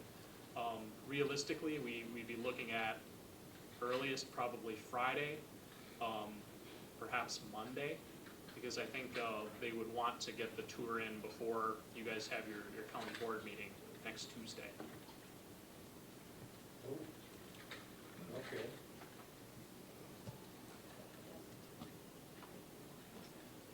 That's, what was that, 3 at the last one? Yeah. We would need to notice it, just because the Solon Farm tour, we didn't get a lot of turnout, but we have to notice it like we would. In case of, there's always the possibility that 50 or 100 people would show up, Sure. or that we would get quorum of this committee, other committees, or the county Or board. the whole board, okay. But that's the behind-the-scenes stuff, we would have to have 24-hour notice, so we couldn't have this, say, tomorrow. That'd be a bit hard to make that happen. I think the soonest would be Friday or maybe Monday. Okay. But again, it would depend on what the committee's preference is, whether you guys want me to extend to set it up or not. Well, what does everyone think? Pushing it a little tight, they probably won't take me. No, but they probably have the right to. At least have it. At least have it, and if someone else make it or don't make it, you know. Yeah. There was Okay. a small turnout for Solon's, but I, for one, was glad I was there. Right. So that's two. We had Brian Masters, and we had the two over here. Leo was really good. Let's see if Maleo wants to go down there. Yeah. It's so wet. They wanted to send a calf home with me. Yeah. Well, then would you make a motion to have them do it? Sure. Doug? Okay. Is there a second? That's pretty good to me. All right. And possibly before the meeting? Okay. Yeah, I think the first preference would be to have it on that Friday, maybe the same time as we have the Solon Farm Tour. Just if somebody asks us, we can say, well, we set it up in the same way. We don't have a preference either way. Oh. So that one was during the day. All those in favor? Aye. Opposed? Okay. Oh, that's fine. I'm sorry, we So didn't vote. the committee voted in favor of it. I will Yeah. reach out to the owners and I'll see what the possibilities are. Okay. And given that we're working off a pretty tight schedule here, I'll also contact the county board members who aren't here today. Sure. If we're able to set this up, just so they're a know, they are aware that this is available if they want to attend. Okay. All right. Let's go to parks. What did we, we're gonna save that budget fund stuff for the end, right? But you have a spoon to Turn the TV's back on here.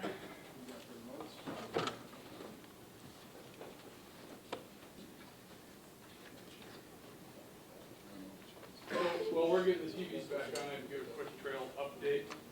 There isn't a whole lot of news on the trails, just continuing maintenance. The club got out and cut the gandy for brush, mowed the sides and the cattail, and we're working on getting the sawmill done, weather permitting. It's been kind of a rough couple of weeks for trail type work. Okay, so.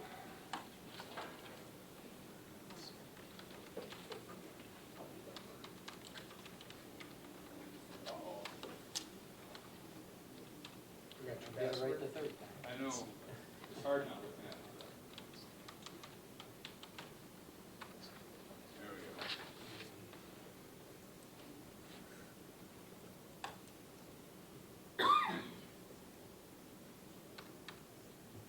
So if you got to go, I read some of this. This is Come on.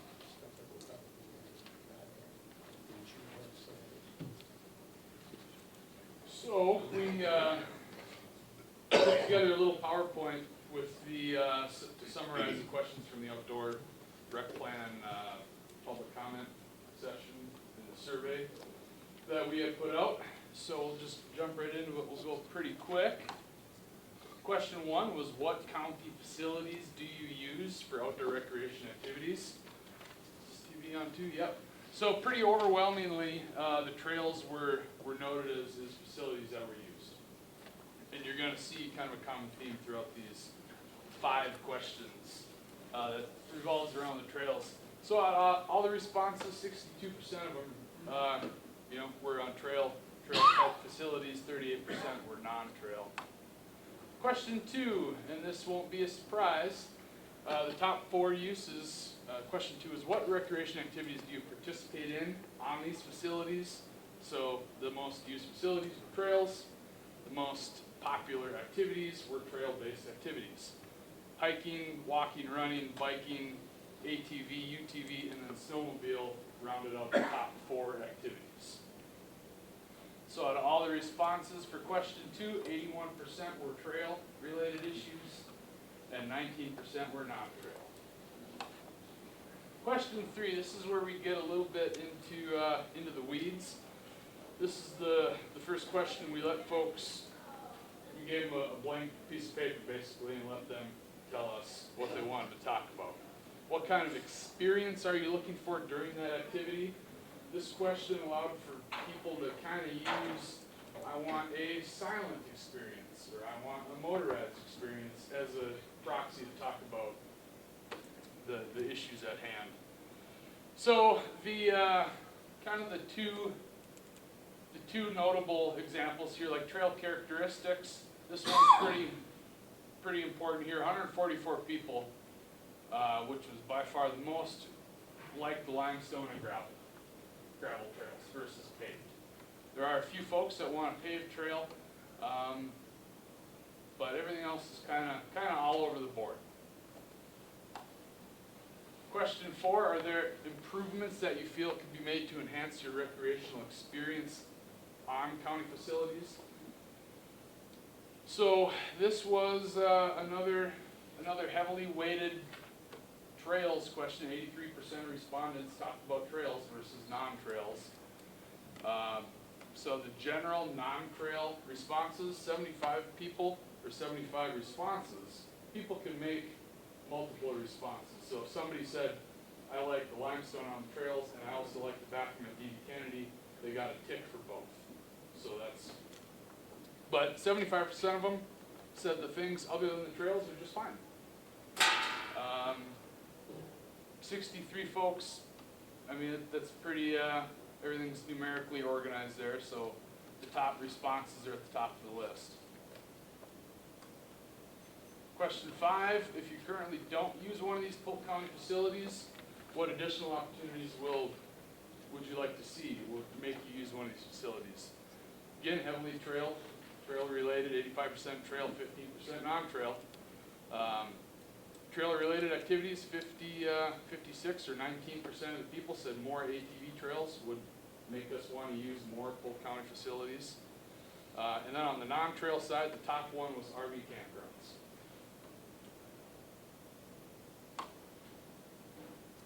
So that was our 5 survey questions, and then we had the open comment session.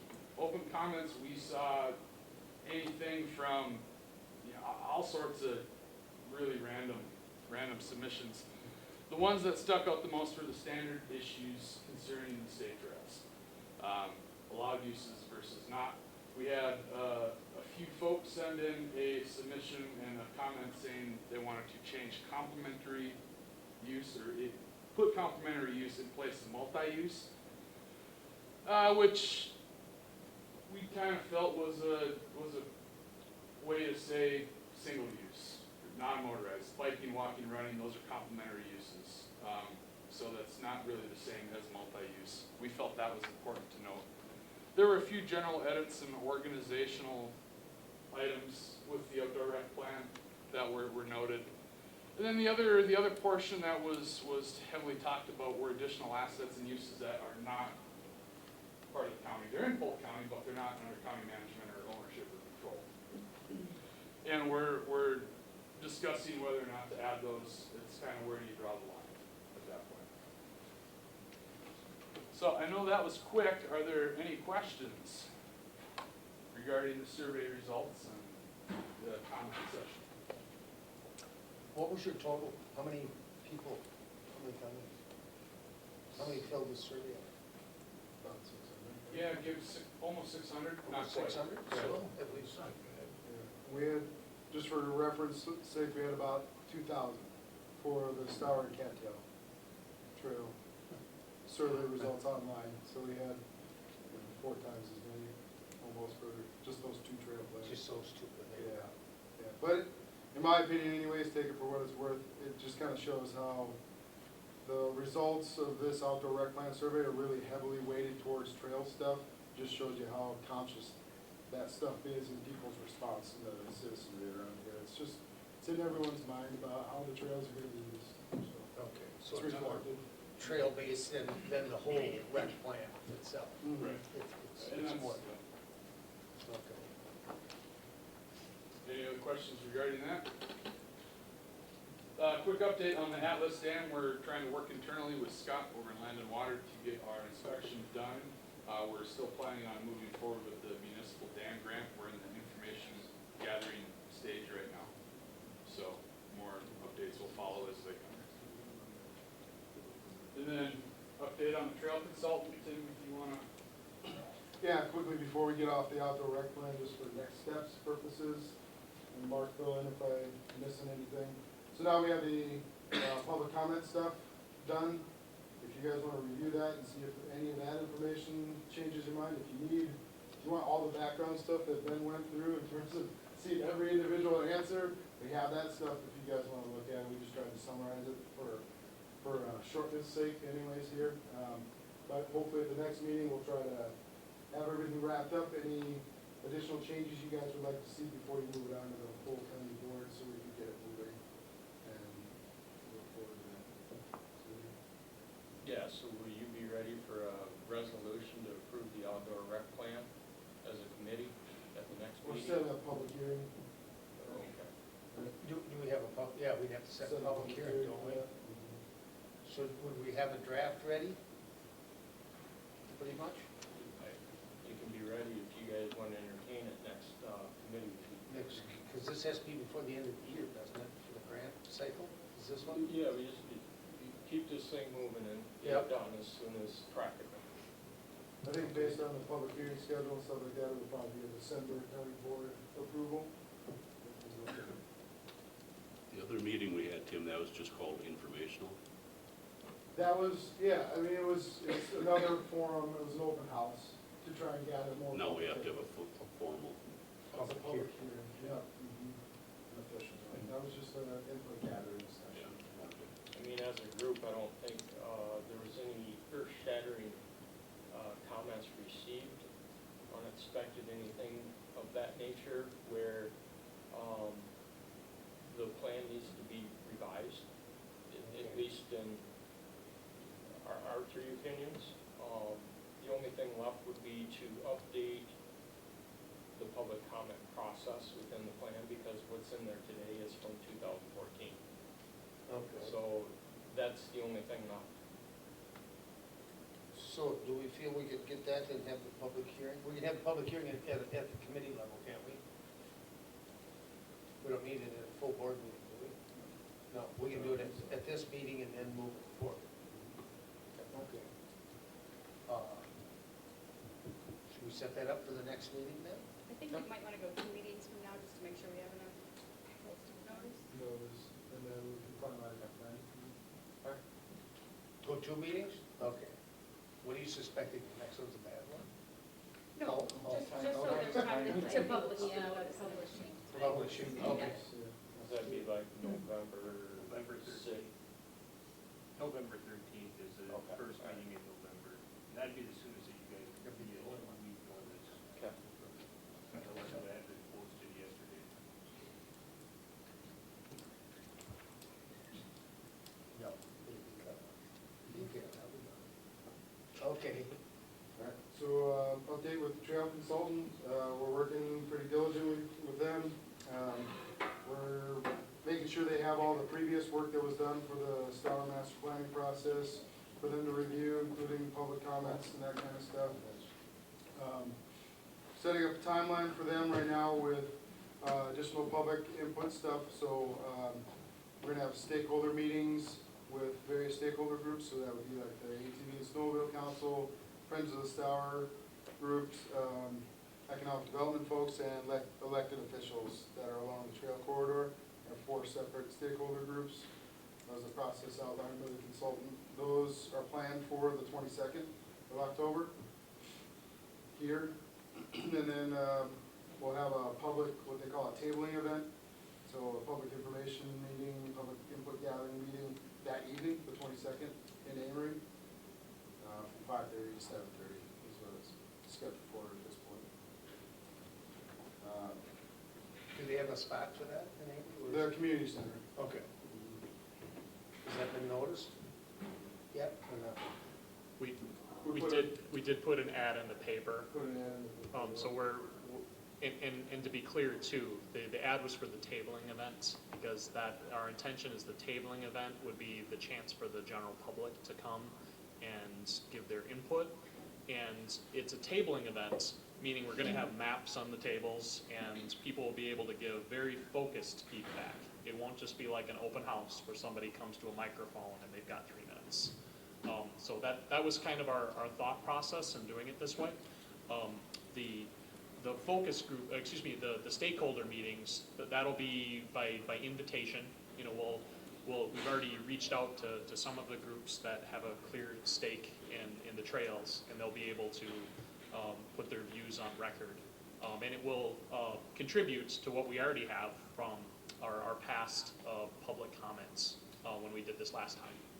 And we're looking at a tentative timeline here of about 2 months, which I think is doable. So our thought is that when we have something close to a completed plan, that the rep from the tool company will come before this committee and give a presentation about here's what we found through this process. The committee can choose to take a vote on it, advance it to the full county board, and we're still working out the logistics about getting the company here for the county board, but more than likely it'll be by phone for that full county board meeting. And that's our process as we've lined out.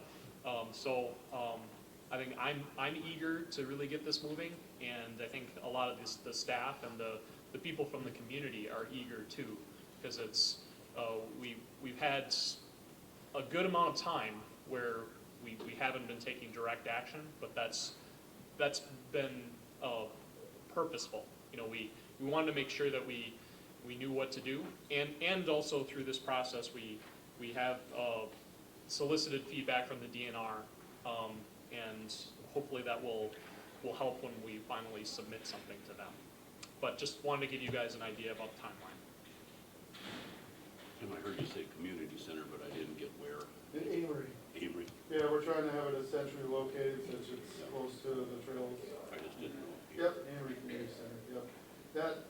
The notice says the location, the address, and the time of that meeting. I haven't seen the notice yet.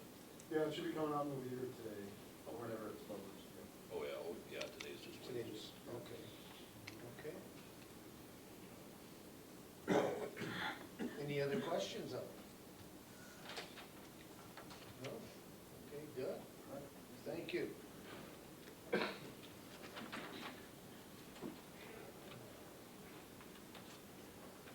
Yes, we're up to Jason. Thanks, guys. It says zoning, that's a pretty big. He's got a subtitles behind. Yeah. Is it on the back? He did, yeah. Turn. Second page. Agenda. Did you have the agenda? Just, I don't know if I walked Got it. Okay. Give me back your page over.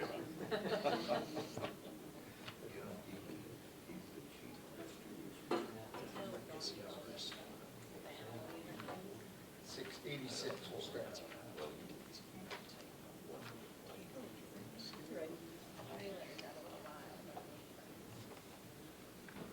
Don't you have that at the end of what's on that one? What's on it? Oh, come on. There's a suitcase next to it. This second, it's in there. I was gonna look them up, but I They need that with this all the time.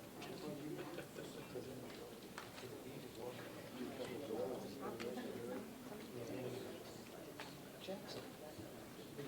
Probably lighter than the 19-inch TV I had back in 1990. Went about that far back.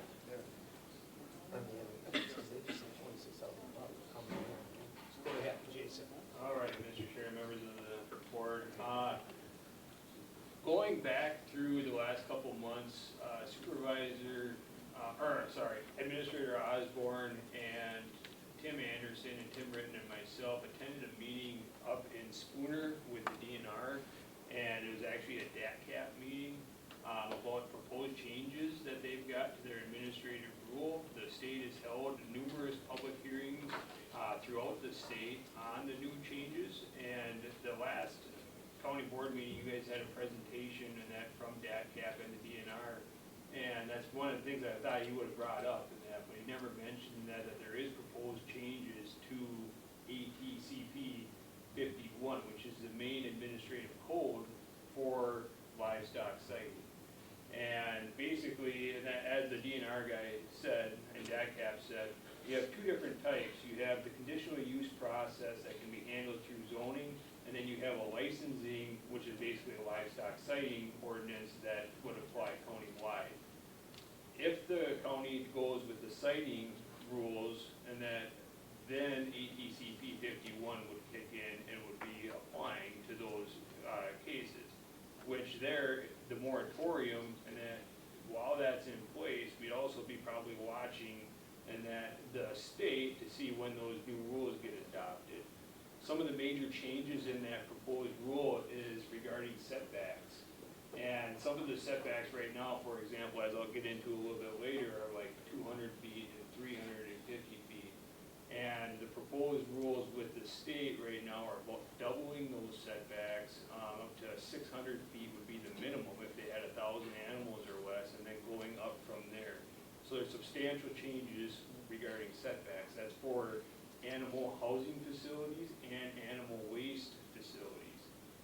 Then they also have new odor standards, and as part of those odor standards, and that they actually have a worksheet that would have to be computed by the producer, and if they do more mitigation measures in that take and reduce their odor that's given off from the farm, then they can reduce those setbacks. So that's one of the other things. There's also where they're kind of opening it up more for counties in some cases. DATCAP has the 500 cow limit. There's a possibility that the county could actually regulate farms smaller than that, or 500 animal unit limit.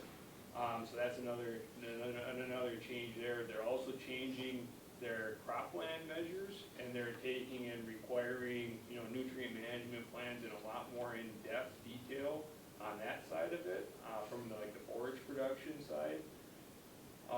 And also basically making it mandatory for runoff management coming off the bunkers and that you've heard some of the public comment talking about.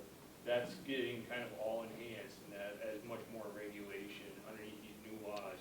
I do have a copy of the proposed laws if you guys wanted to see it. I just thought that you guys should know that it is being proposed to be changed. So if we go as a county towards sighting, we could possibly adopt sighting laws today that would be on a completely different standard, and then the state could change them in the very near future, and that which then we could end up amending. So just so you guys know that as that goes on. This here proposal, Supervisor Olson had contacted and proposed some text at your guys' last committee meeting. This here would be strictly within the zoning ordinance itself. It's a conditional use process. I came up with a few ideas. Supervisor Olson also had a couple. Basically, I felt the need to create 3 definitions in the ordinance in order to be able to break this out as a separate use. Supervisor Olson had mentioned the 750 just because it was kind of a middle ground between the 500 that DATCAP does and the 1,000 that the DNR does. Of course, that is completely arbitrary. But that's why I included that in the terms so that we know what we're talking about. So that could definitely change the definition of animal lot and animal unit, and then that came right from the administrative code. So that's where I got those 2 from. The biggest thing that Supervisor Olson has mentioned is possibly about where to put a conditional use. And right now, the proposal would only be within the agricultural 20 district, so it's one of our ag districts. And the reason being is that would act very much like our mining district in that matter, because most of the county is not actually zoned ag 20. The only town that's got a lot of ag 20 is Johnstown. A large portion of Johnstown is ag 20. Eureka's got some, and a few of the other towns have some, but not a lot. By putting it into the Ag 20 district, the process for somebody to start a large farm then is going to be that they would have to go and they'd have to talk to the town about getting it rezoned. town then would have the ability to take and shut it down right then, because if the town doesn't recommend rezoning of the property, then they're no longer able to apply for a conditional use permit. Under state law, we have to allow CAFOs and that someplace within the county. And that, so by providing it in one zoning classification, we're allowing them, but yet it gives that local control or local authority at the town board level. Then a town, when the conditional use application comes before the committee here, the town's only advisory. You know, that, so you guys, and that typically go well with the town, or you value their input substantially, but, you know, we wouldn't have to. And this, so that's why by putting it only in one zoning classification, you're gonna get a lot more local involvement at that point. Then the town, like the Loveroot Winery rezone, or the Loveroot Winery rezone and conditional use that you guys had just received, they provided a couple conditions that they thought should be on that application. That they'd be able to do the same thing underneath this capable conditional use. So. Just one question right now over there, maybe it's for Malia. So now you have a town, what if they say they're not gonna have any ag 20? So if Can a it, town do that, and then the county, we have to move it somewhere? so a town can choose to have their own zoning and opt out of county zoning?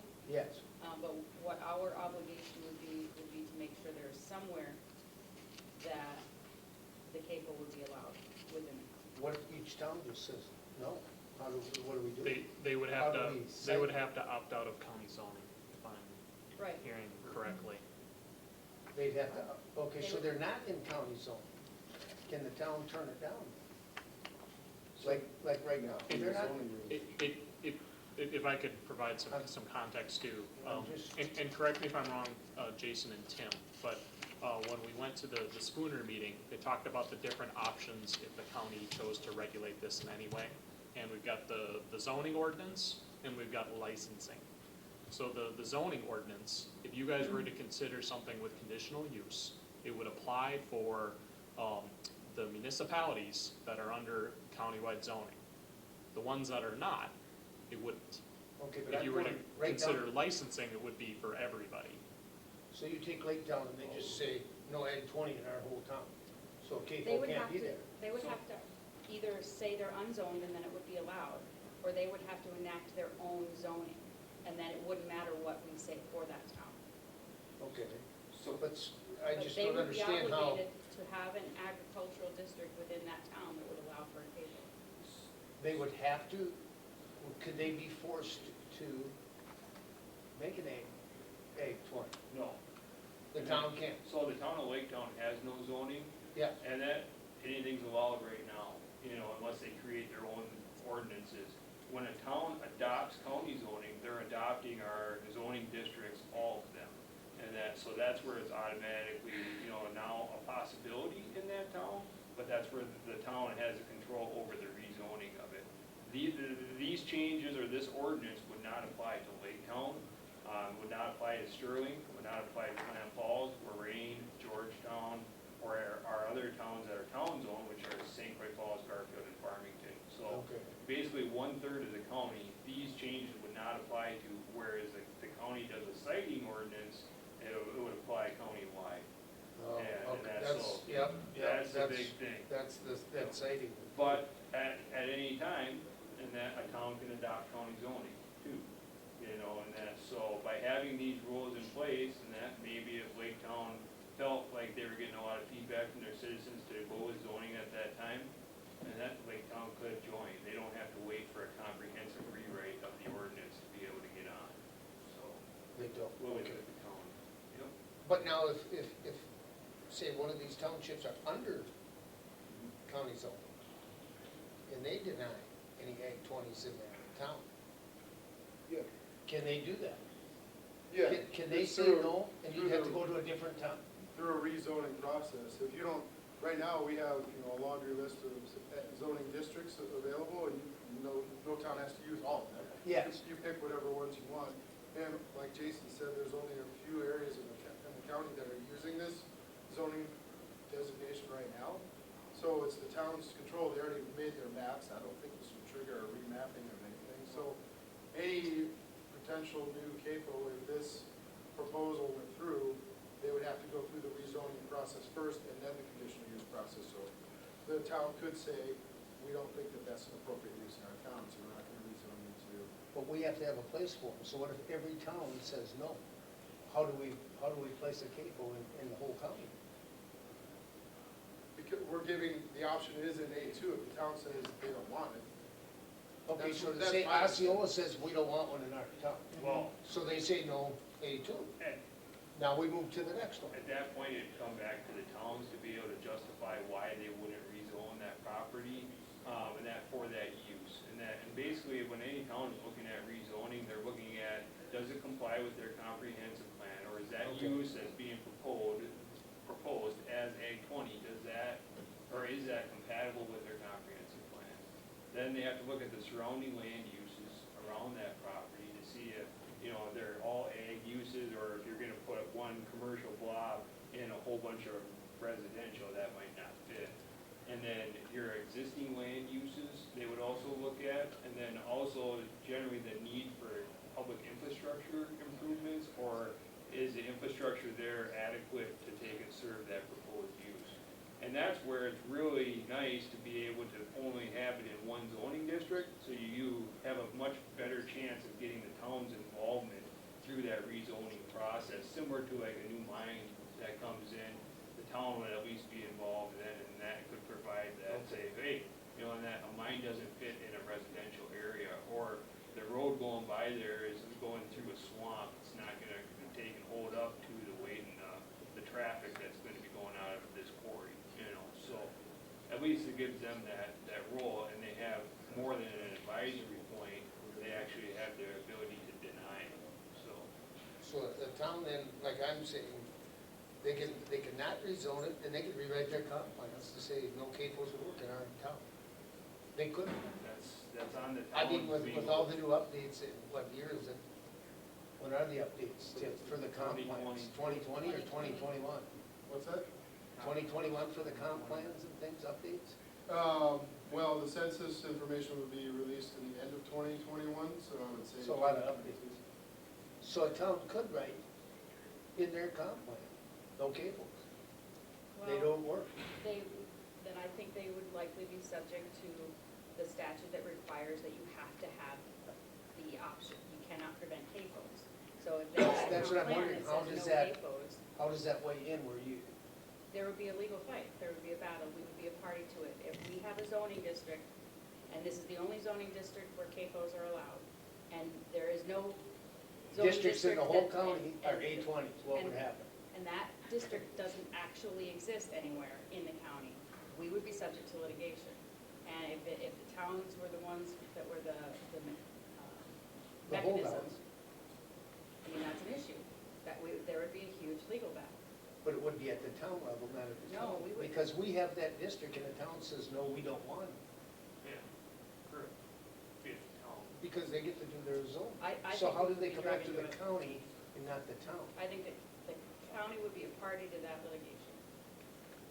Okay. So if we do this district, where the district is, okay, Well, you can as long This as is- that district exists somewhere in the county. what if it doesn't doesn't. exist? It does, yeah, Okay. it does, I mean, It and does. it's thousands of acres. I mean, Yeah.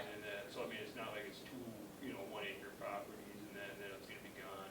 Keep in mind that the Ag 20 district from our Ag 10 or our general Ag district, the only difference is that this has a density goal of 2 houses per 40 acres or 1 house per 20 acres, and that whereas the Ag 10 has a density goal of 4 houses per 40 acres or 1 per 10 acres, and that otherwise the uses and that in both of those are basically the same, they're mirrored, so. And the reason why I chose the Ag 20 district over the Ag 10 district was with some of the setbacks that are required here, and that it makes a lot more sense in that for an Ag 20 district, because they're probably gonna have a lot more land. Going down further, you'll see some, 200 and 300 foot setbacks. A lot of times in that, if you're only 10 acres wide, you're only about 300 feet wide going across the 40, so you can't meet any of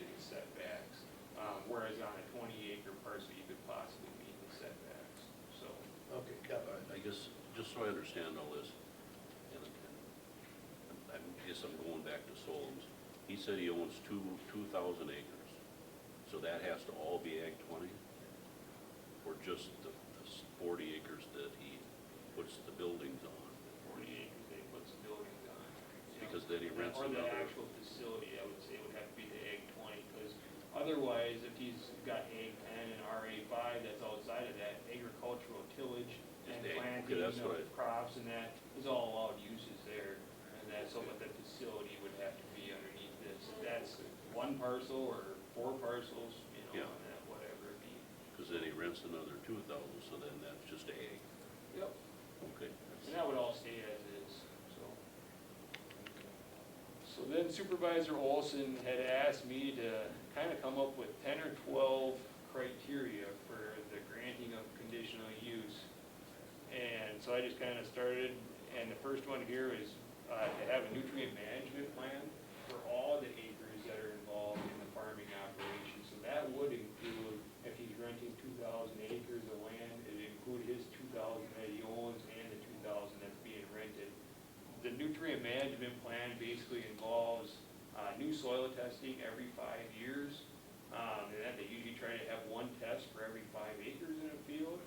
And based off from that, they have recommendations in that for the amount of fertilizer and that should be applied to each field and each location of the field and that to grow a certain crop. So that's what a nutrient management plan is for that. Which most operators of that size are doing anyway. So the farm entrance must be at least 100 feet from a non-farm residential driveway. That's one that Supervisor Olson had brought up, is because I believe that you guys had some public comment in that regarding a driveway right across from a farm entrance. Operation must comply with all other state and federal regulations pertaining to livestock, siting, and facilities. Just kind of a catch-all condition there so that they make sure that they're in compliance with the DNR and DATCAP. Remember that if any of these conditions were to be violated and the county was to receive a complaint on it, at that point then, that the county could go through that warning procedure, because that's going to be the exact same that we were talking about for 2 restrooting houses, and actually after 2 offenses could revoke the permit, so. And this one here must obtain approval from the town prior to hauling any overweight loads during the spring breakup period. Currently, agricultural, like manure storage and manure spreaders and that are exempt from that. Shall have no discharge from animal lots, high moisture feed storage, or waste storage area into navigable waters. So if they have a small pond, and this would catch, you know, maybe an old farm that had a pond in the barnyard, and that's probably the only negative drawback of this condition that I can think of. Should that have wetlands added for that too? You guys could definitely do that. Yep. After the navigable Is waters? that consensus?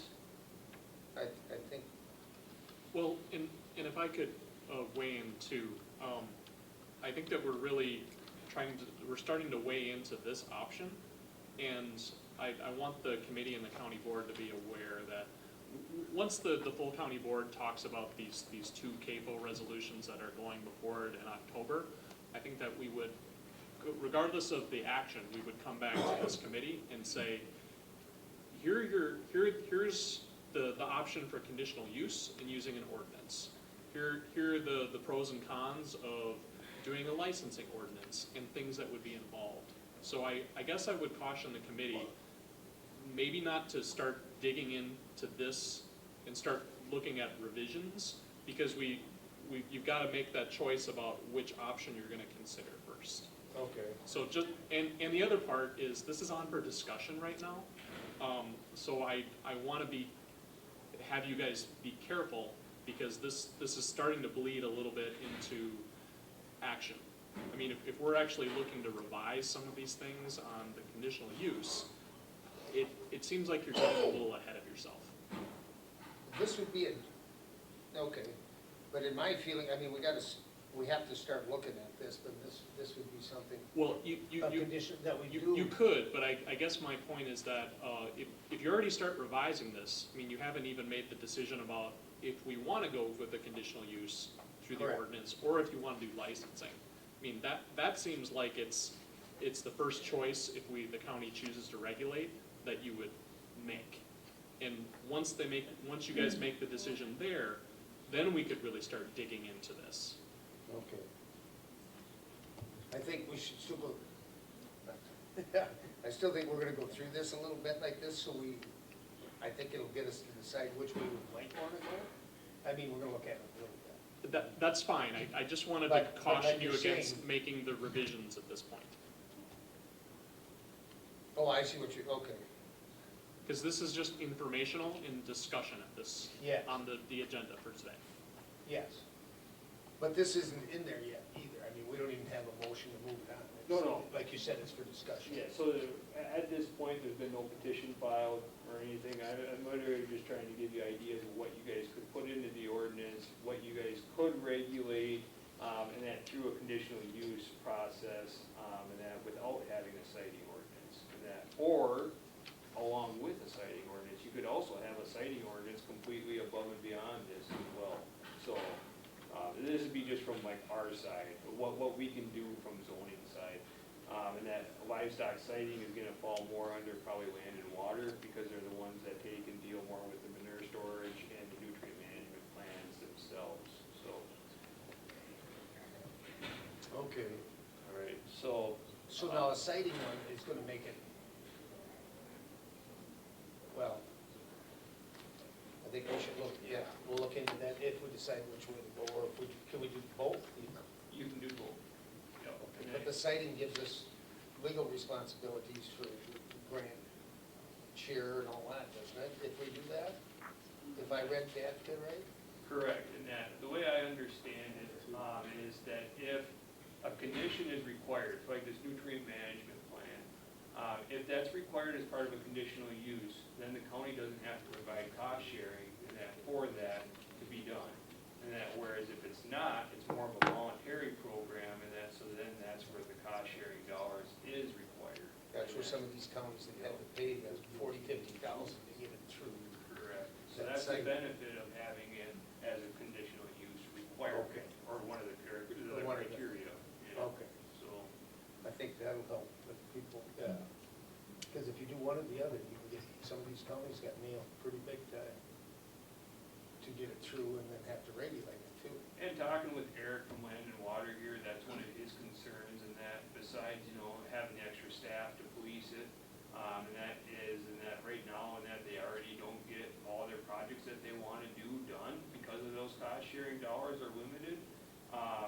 And so if they have more that they have to do through the siting stuff, and that, what else is gonna be cut, or what won't they be able to get done, and that on the other stuff. So that was one of his concerns, and one of his main things was too, and that we definitely wanna have him involved in drafting of that ordinance.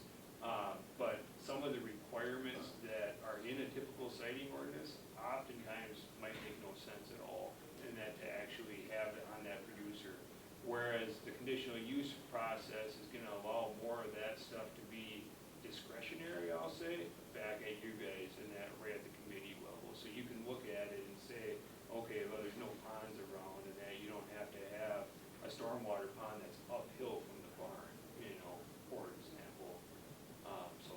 Or some of that kind of stuff where you guys can be very specific in what you want to require, and you can handle it on a case-by-case or a property-by-property basis. If you only got 5 acres and you got 26,000 pigs on it, for example, that might have different conditions that come with that versus, and that's somebody that's got 500 acres, so. Sure. Okay. That's what's nice about the conditional use. This is one of the conditions in that regarding manure storage, at least 300 feet from the nearest property line. DAT cap allows that to be up to 350 feet. Supervisor Olson is one that provided or proposed at 300 feet, so.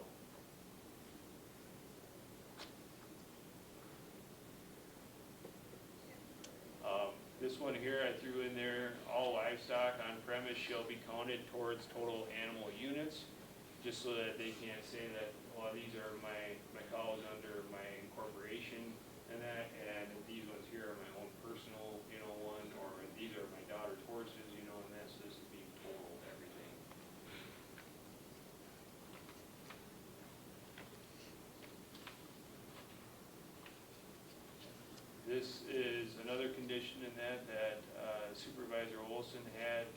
basically, if they have less than 1,000 animals, so from 750 to 1,000, that whole facility needs to be 75 feet from a property line. That can actually go up to 100 feet. And this one here, and that for 1,000 or more, 150 feet from the property line, that can be up to a max of 200 feet. So those are under that cap.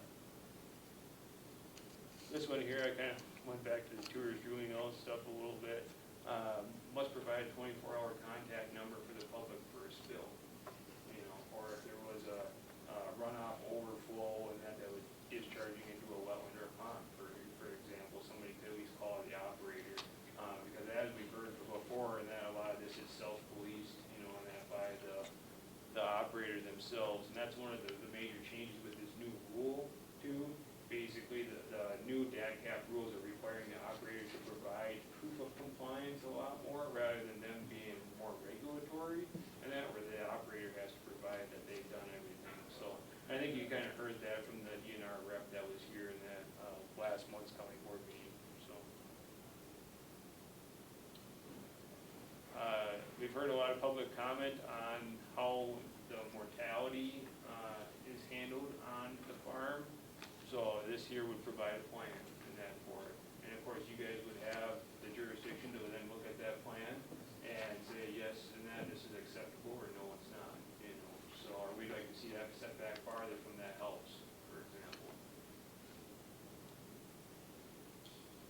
This is just to kind of verify, and that one of the conditions up higher in that they must comply with all state and federal regulations, is that they would provide Land Information Department Division of Zoning, and I'd also like to add land and water resources in there, so that Eric and those guys are also receiving a copy of all current DNR and state permits. This had already been published in the agenda packet, and that when I was talking to Eric about that, so that's one thing that we'd probably like to see. And then they must comply with the Polk County Manure and Water Quality Management Ordinance for the manure storage, because you've already got rules and regulations on how those pits have to be designed. It doesn't really make sense to have a whole new set of rules for that.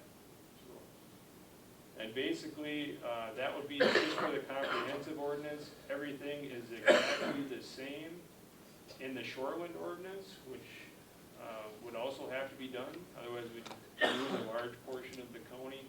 And that'd be just underneath our conditional use section of that ordinance, where you'd have like tourist rooming house and hotels, motels, and restaurants and everything, and then the same criteria for people in the shoreland area. Of course, you guys wouldn't have to do that. You wouldn't have to allow for a conditional use process in the shoreland area, but with the proposed ordinance that we're hoping to get effective in that January 1st with putting the comprehensive in the shoreland area, and that this might not even apply, so that's because we might already have that new ordinance by the time any of these changes are implemented. And then on page 89 of your agenda packet, we've kind of been looking at, you know, always this licensing and the conditional use thing, you know, and trying to get something to apply county-wide, but not really adopting the full licensing requirements. And in doing so, I was doing some searching online when I was trying to create these proposed drafts, if you will, or the proposals, and I came across Bayfield County and Ashland County, and that have a large-scale concentrated animal feeding operations section of their ordinance. It's different in the fact that it's basically falling back on the statutes of the general county powers and also the public health statutes, chapter 254, and then also on the private sewage chapters as more of a health concern or a health hazard risk. And that being said, we don't know what the legalities of this ordinance are. It's really never been challenged before. It's conditional use permit, countywide in that requirement. So this here is just to provide you with some text examples, and that it's kind of what I looked at. It's like a really robust conditional use process. It has some provisions in there regarding financial assurance and yearly permits or every 5-year permits. That's some of the public comment that you've received. So I thought I would just take and provide that to you so that you can look at some of that text. You don't have to take it all. You don't have to take any of it.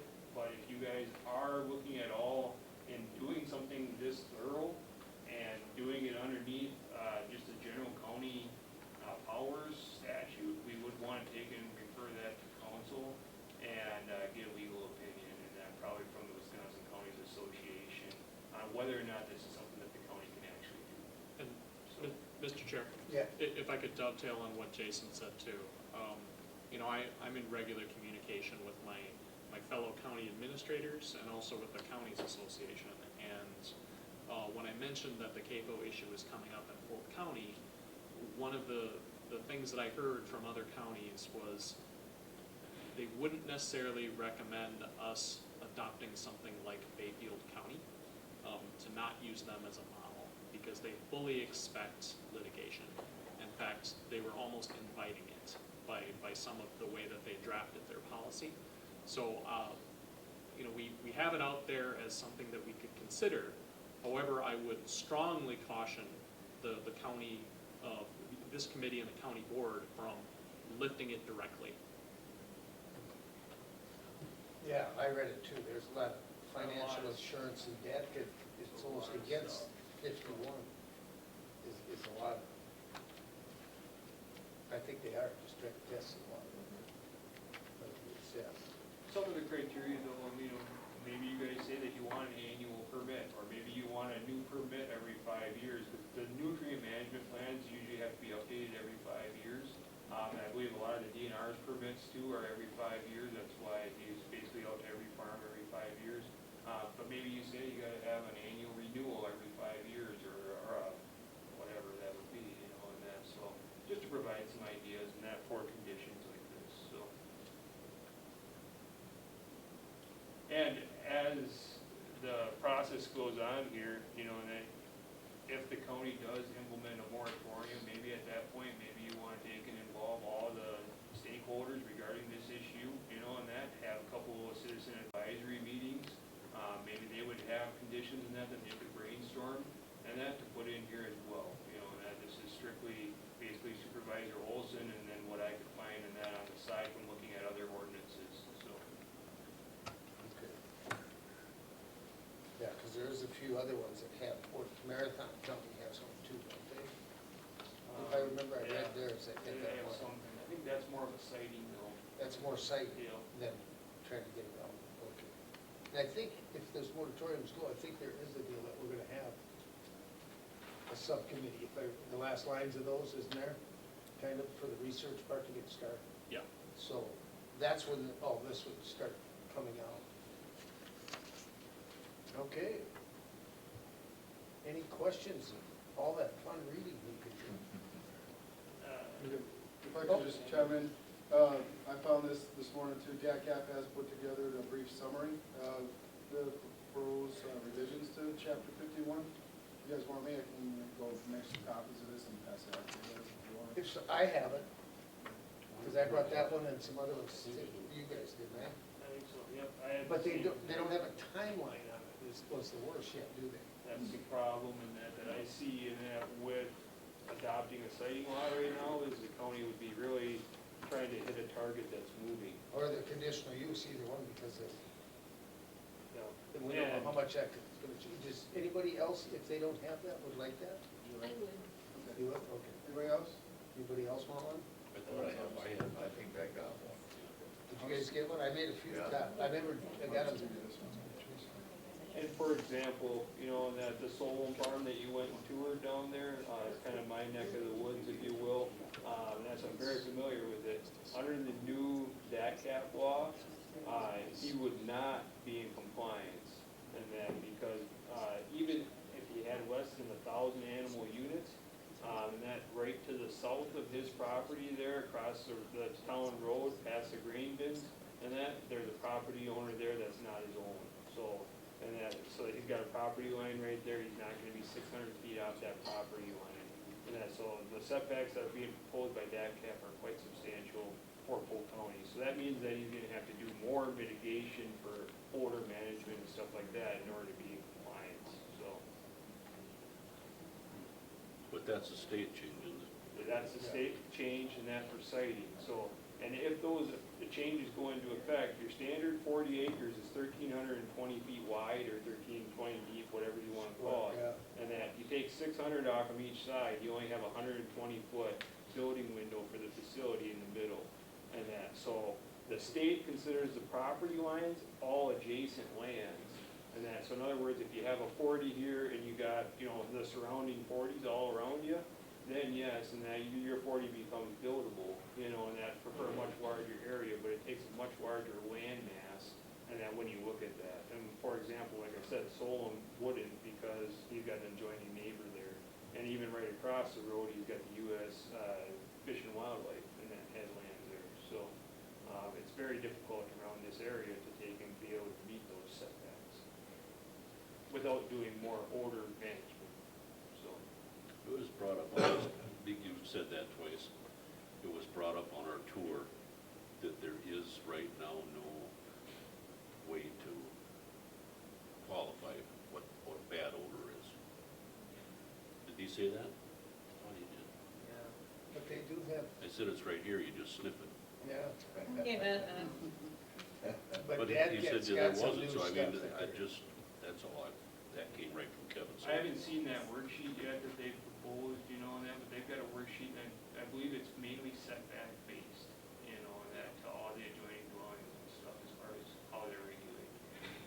Let's look on the black book and see where we were standing on his property. We didn't know how far. I mean, he's got thousands of acres, but it doesn't mean that it was going south or, you know.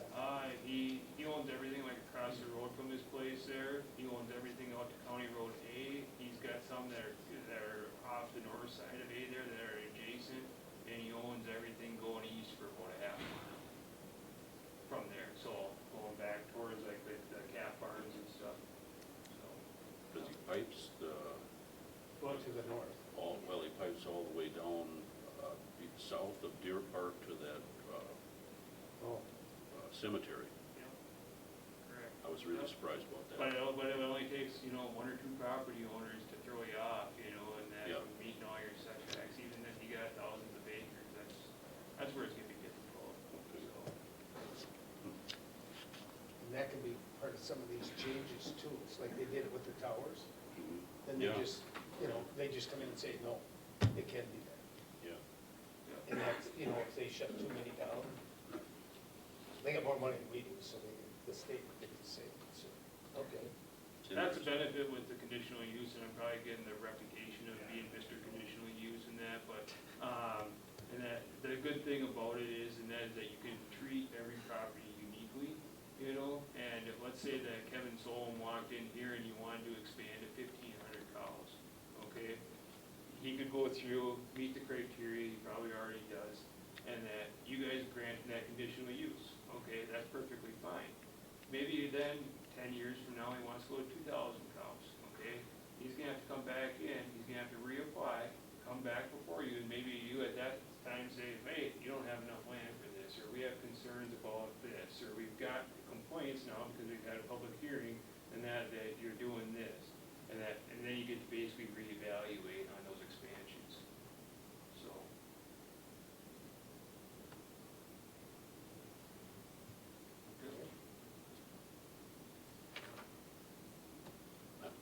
In his defense, he said that one of his biggest problems is he does not want more regulation.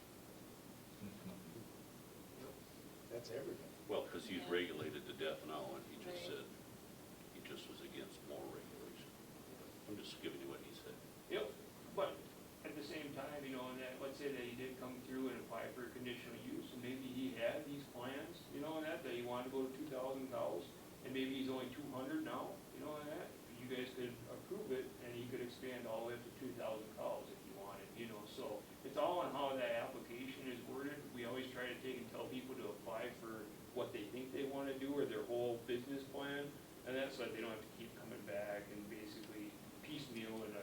traditionally used to do everything together, you know, so. Okay.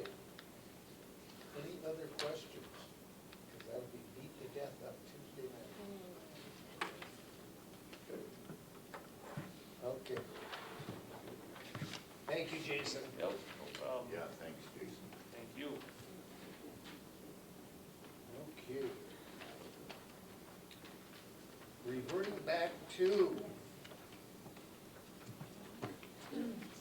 6 and 7. You take a short break before we jump, is it gonna be a while? It'll take a while. I will make the motion.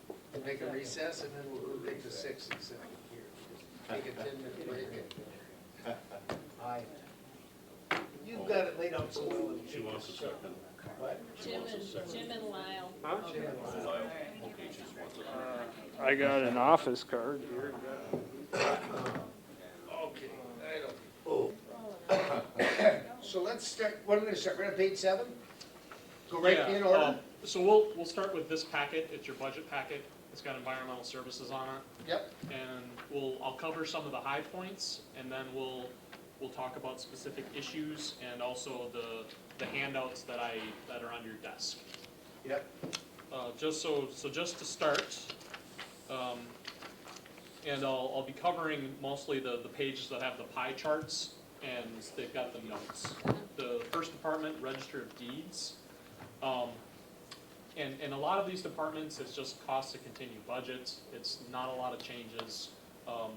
Typically in Register of Deeds office, those are, that's a particular department where they give money back to the general fund. I mean, they generate money.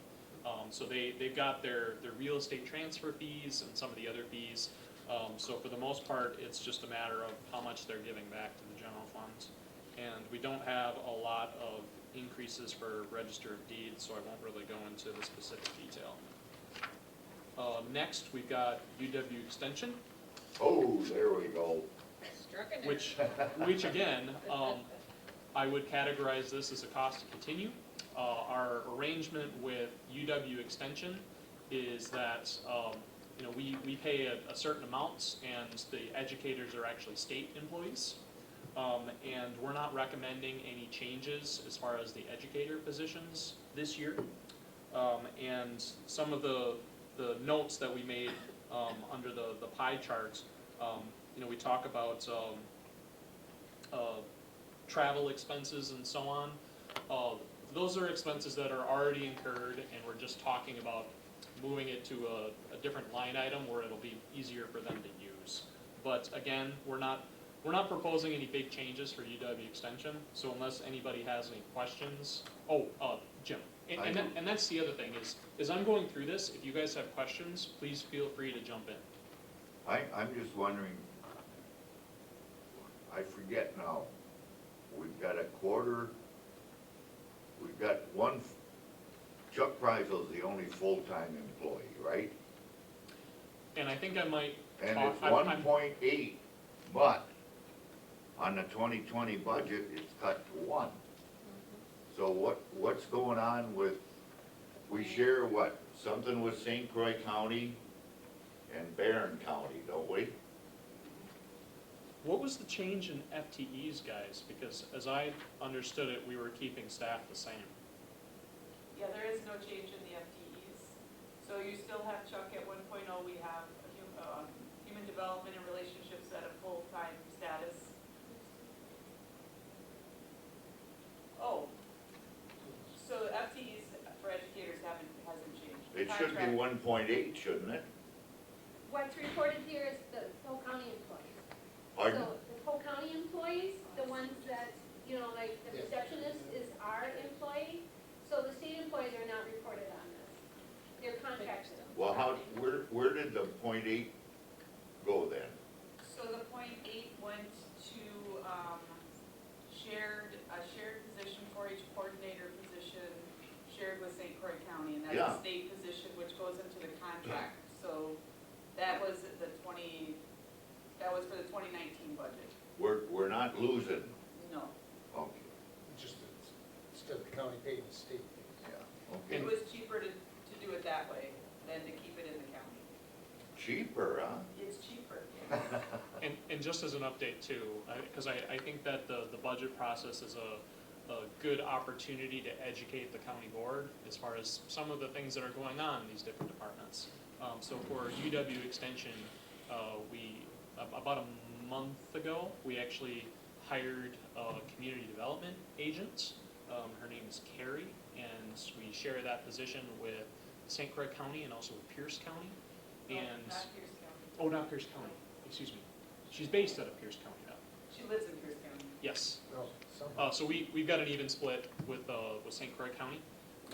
And the discussion with Kristen is that we would use that position for help in strategic planning, because that's something that I actually had mentioned, that's something that I want to approach with the county board in April after the elections. And that's a resource that we have available that would be included in the cost that we currently pay UW Extension. So it's using a resource that's available right now, but we have underutilized in the past. Next. I was just gonna say, where we have the net measured, because it's the first year of all this, so next year, we'll have a better, after this year's budget, some of the measurements we'll have then, because this is the whole new turnover. Yeah, so a lot of the educators that were, because we only had Chuck standing for a while, and so all of the educator positions were hired, and so we'll hopefully have some measurements for the 2021 budget. Okay. Yeah. Okay. Well, if nobody else has any more questions about UW Extension, you could actually jump to land and water. There's land and water. We've got minor changes to state aids and licensing, as well as public charge for service, and minor adjustments to personnel, which the other thing is, you'll notice almost every department, it says minor adjustments to personnel. Those are just our costs to continue. It's you know, the added costs that are associated with employee raises, and those are things that we do every year. So it's something that you'll see throughout all of the budgets. But for the most part, this is a cost to continue budget. We don't have big changes in the world of land and water. Nick, Yes. everyone is the same. So you start out with revenue, general property tax, state aids, licenses, fees. Now, the 2020 forecast budget and then administrator's budget, which one do we really use? Because some of them are different. Well, the first three here are the budget, and then you're actually higher on all of them. You would consider and correct me if I'm wrong, Maggie, but we would consider the administrators. Our forecast was our best guess at the time. So we would look at the administrators, and you'll notice they're minor tweaks, they're not big adjustments. No, but I'm just wondering which one we go with. The administrator's budget would be what the committee is looking at. Okay. And the other thing to note too is we've got the 2021 forecast that's there for the county board's information. You know, when you guys are considering and approving the budget, you're not approving it for 2021. It's just that's our rough forecast, because the county boards can only approve 1 year at a time. I mean, you can't tie the hands of a future county board. But for planning purposes, it is useful.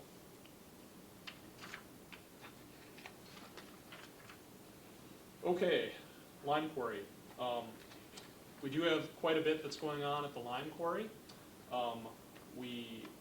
When I was putting together this, when Mo and I were putting together this budget, he asked for direction, and pretty much what you have right here is a cost to continue budget, meaning how our operations currently are, with the expectation that it could change a little bit based on what the county board decides to do with the future operations of the lime quarry. So at your last Environmental Services Committee meeting, you had the resolution that was, that made the recommendation about contract crushing. You know, depending on what the county board decides to do with that, we would need to have a budget amendment, because the operation and the revenue would look a little different, because we broke it out in the resolution, because if we had contract crushing, we would be front-loading that expense. They would do the crushing all at one time, and then we would book it as a receivable, and we would recover that as we sold the line. So the financials would look a little different, but in terms of the budget that is in front of you, this was our best guess at the time, but it could change a little depending on what the county board decides to do from a policy perspective.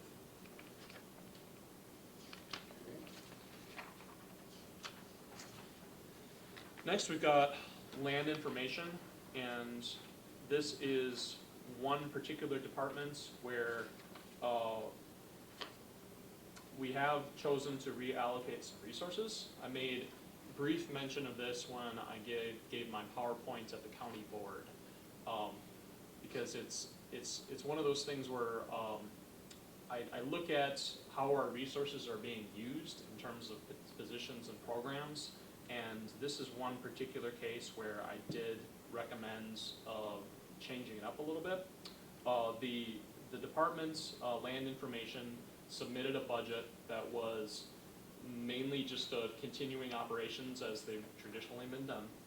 And they had the full complement of staff, and I actually recommended in my budget eliminating the planner position. And we can talk about that a little more afterwards, because I have some more detailed numbers about that. But this was a case where the department and I came to different conclusions, and like I said, we can talk about that more fully after we've covered these other departments. I anticipate that you guys probably do have some questions about that, but we can talk about it at that time. Mr. Chairman? Yes. I just want you to know that I do have questions about it. And that's fine, and we can talk about it then. Just in terms of making it through the material, it'd probably be easier if we hold that for the end. Hold back and come back. Okay. Yep.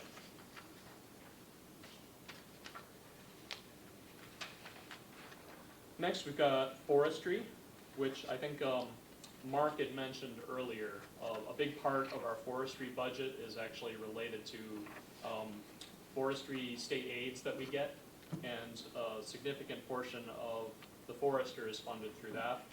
We don't have any changes from a county perspective about how it's staffed or any of the big expenses. It's mostly a cost to continue budget.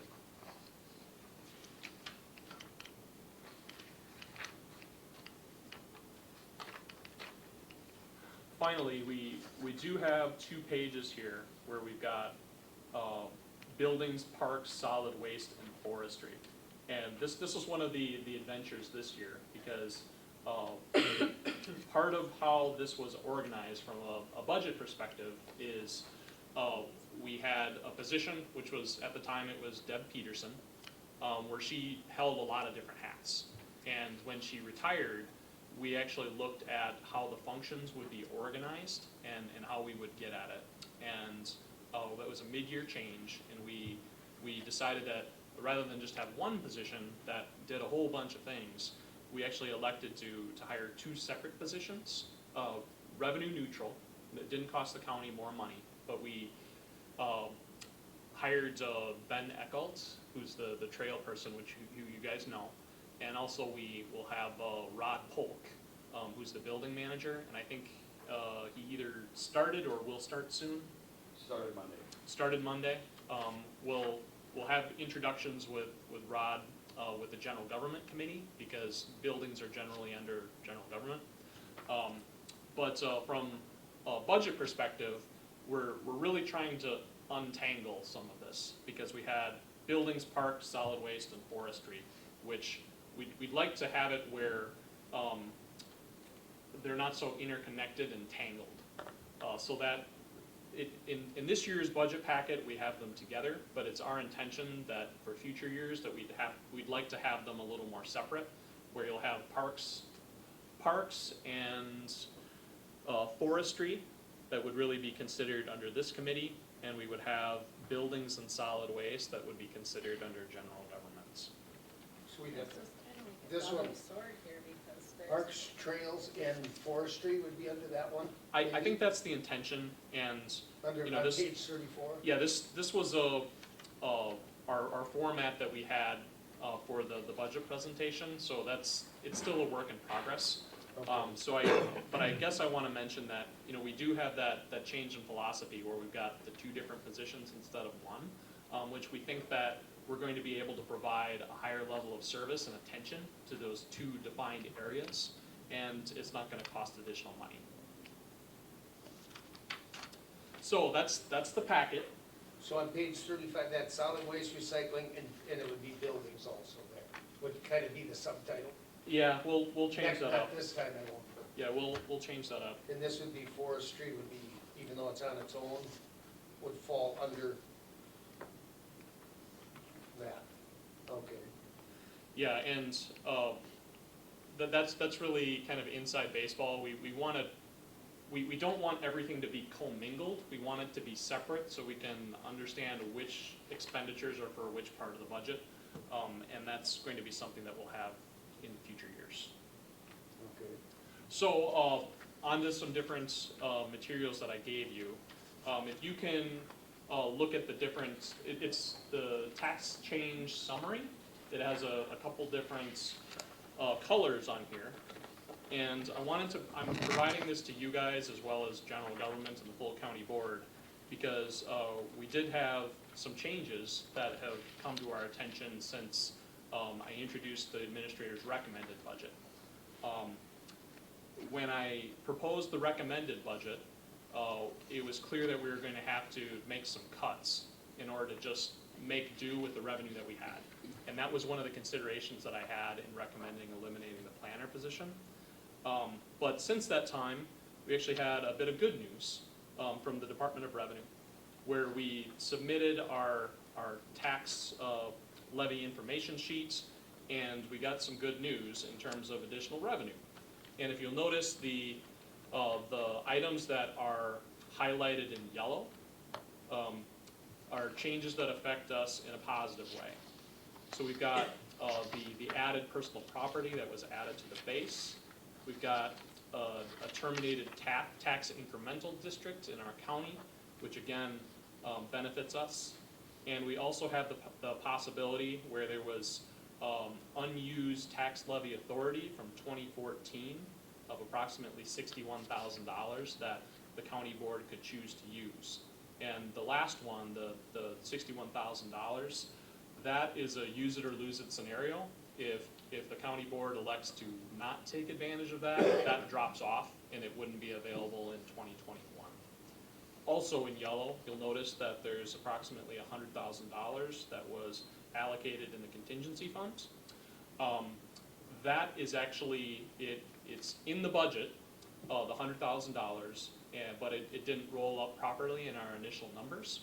But it was budgeted in the contingency funds with the thought process that on your third sheet here, we've actually got additional funding requests that are policy related. So we put that money in the contingency funds with the idea that the county board, if you chose to do some of the policy items, that you would be able to fund them. So that's why that was in the budget. So if you actually go through some of the different colors on the sheet, we've got the ones that are in green, which we've got the total difference between the tax levy that was in the administrator's proposed budget, and you've got the revised numbers that we got from Department of Revenue. So if you look at the numbers that are highlighted in green, the gross number was $288,000. If you take into account the contingency money that didn't roll up properly, the approximately $100,000, as well as some changes that we became aware of that were actually, since we've proposed the budget, there's $20,000 reduction in the personal property tax amounts, which we need to account for properly, as well as we were told by the Land Information Department that their state aid is estimated to go down by approximately $10,000. If you take into account those changes, we've got approximately $157,000 in additional revenue that the committee and the county board could look to spend in some way. Now, if you go to your second page, which is actually options for additional revenue, you'll notice the first number on the sheet is the 157,688. That comes from the first sheet, the net total. That's where I get that number. So we've got a couple different options for how the county board and the committee might choose to spend this money. On the left-hand side, we have a number of different items that we're actually not able to fund in the county administrator's recommended budget because frankly we just didn't have enough money. We never have enough money to fund everything that we need to do, and we've got the items on the left which are actually broken down by priority order. So the funding for the Kronos HR system, this is a critical need for the organization. We've earmarked the $61,000, which is actually the 2014 carryover amounts, but we don't know the exact level of that expense, but we're hopeful that it'll be close to that. But the reason that one is rated so high is we use that in terms of our timekeeping system. We use it for scheduling. It's important for tracking employee time off. And right now we are, I think before Andrea left, she told me that we were something like 7 or 8 versions behind. We're at a point right now where the company isn't really even supporting it anymore. So, and in the administrator's recommended budget, this was not funded. But this is something that we were hopeful that we were going to do in 2020, and we probably would have come for the contingency fund for that particular item. But that's a consideration. We've got various building issues. Again, these are broken down by priority order. Some of them relate to things where the maintenance was deferred because we don't always have the money to be able to fund everything. But we got the 2 items there, the washer and dryer as well as the overhead doors. And I think Mo can speak to some of these building items if you guys have any more questions about that. How do you get $18,000 for a washer and dryer? Are we going into a laundromat? Yeah, so I had this discussion with Mo because I said the same thing. And I said, wow, that's a lot of money. So I think it's a bit more, some of it relates to the fact that I think it's commercial grade, but I can't speak to the exact cost. And Mo can speak to that maybe a little bit more. Yeah, these are high capacity ones in the jail that they use out there, they're commercial dryers. And the estimates that we got they're $9,000 a piece for a washer and a dryer. So 18,000 total. I think I'd keep shopping. They are, but they're needed with the environment they work in, what they're putting through them on a daily basis. And with any of these, when we're talking about equipment that is failing, one of the things that we have to look at is, you can have a piece of equipment that'll just limp along, and you're getting parts, you'll put it in there, but at a certain point it does get more expensive to maintain it than it is to buy it new. Yeah. Although by buying it new, you do have that upfront cost. It's a similar argument that you have. I mean, if you have a car that has 300,000 miles, at a certain point it does become more expensive to maintain it than it would be to get a new car. But part of the reason why it wasn't in my recommended budget is the same thought process you'd have with that car with 300,000 miles. Do we have the money to buy a new car? And if you don't, then you look at, well, what's possible? And in that case, it'd be maintaining what we have. But if the county board is looking at options as far as spending this additional money, that would be an option. So we've got the 2 items there that relate to buildings. Next, The next two items that relate to land information. So some of the discussion with land information is, you'll notice those two items, but on the other side of the ledger, we've got other options to consider, which would be the planner position. Some of what we decide to do would be what the committee and the county board decide to do. Because we've got the money that is associated with the actual position itself. So we've got salary and benefits, which just the salary and benefits are about $105,000. In addition, we've got expenses that were funded out of the savings from the position. So we've got $20,000 in the flyover. If you guys remember during my PowerPoint presentation, we talked about the change in philosophy, or the flyover, where we get the LiDAR and the aerial photography, which generally you do every 5 years, is about $100,000. So you break it up into 5-year increments, and that's $20,000. How we paid for that in the recommended budget was out of the savings from the planner position. We also looked at funding $10,000 in seasonal help, because one of the things I heard from county board members, as well as just observing myself, is there's certain times of the year where our enforcement personnel are overwhelmed. And generally when you're looking at that, you look at, well, we could just hire more people. I mean, we could add full-time equivalent people, but the trouble is that the need for the personnel isn't year-round. You know, generally our enforcement action and the other items, they see a peak during the building season. When we have the winter, the workforce, or the need dies down extremely. So I would advise, part of the reason why I looked at funding the seasonal help was, you know, we'd be looking at interns or other seasonal help where they could take some of the work off the plates of the enforcement personnel that would open it up for additional work that they could do, but it would be on a seasonal basis. The other item that I put in from the savings is we put approximately $15,000 into other professional services, which one of the duties of the planner is to do plans. You know, we've got the comprehensive plan, and we've got the outdoor rec plan, and we do have other plans. I put $15,000 in there as a placeholder. However, you know, on the left side, when I'm recommending increasing that by $10,000, I actually reached out to West Central Wisconsin Regional Planning and got a quote for how much comprehensive plan and outdoor rec plan might cost. They said for outdoor rec plan, they used Barron County as the touch point.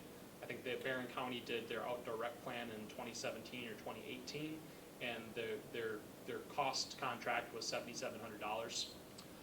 For the comprehensive plan, the quote that they gave us was based on the Turtle Lake, which they actually did the comprehensive plan a couple of years ago, and they gave us a number of approximately $25,000. So that is where my recommendation came in terms of increasing that total cost. So I do have other building items that are in there, but at this time, I would not recommend that we look to reinstate the planner position, and we can have this discussion. I'm sure everybody has comments and questions, but looking over the duties of the position, we're talking about how is time spent. You know, a good portion of the time spent in the planner is about global thinking and facilitating. You know, when we talk about roles in strategic planning or being another voice in some of our internal committees that we have, there are other people that do have global thinking in their duties. I mean, I'm one of them.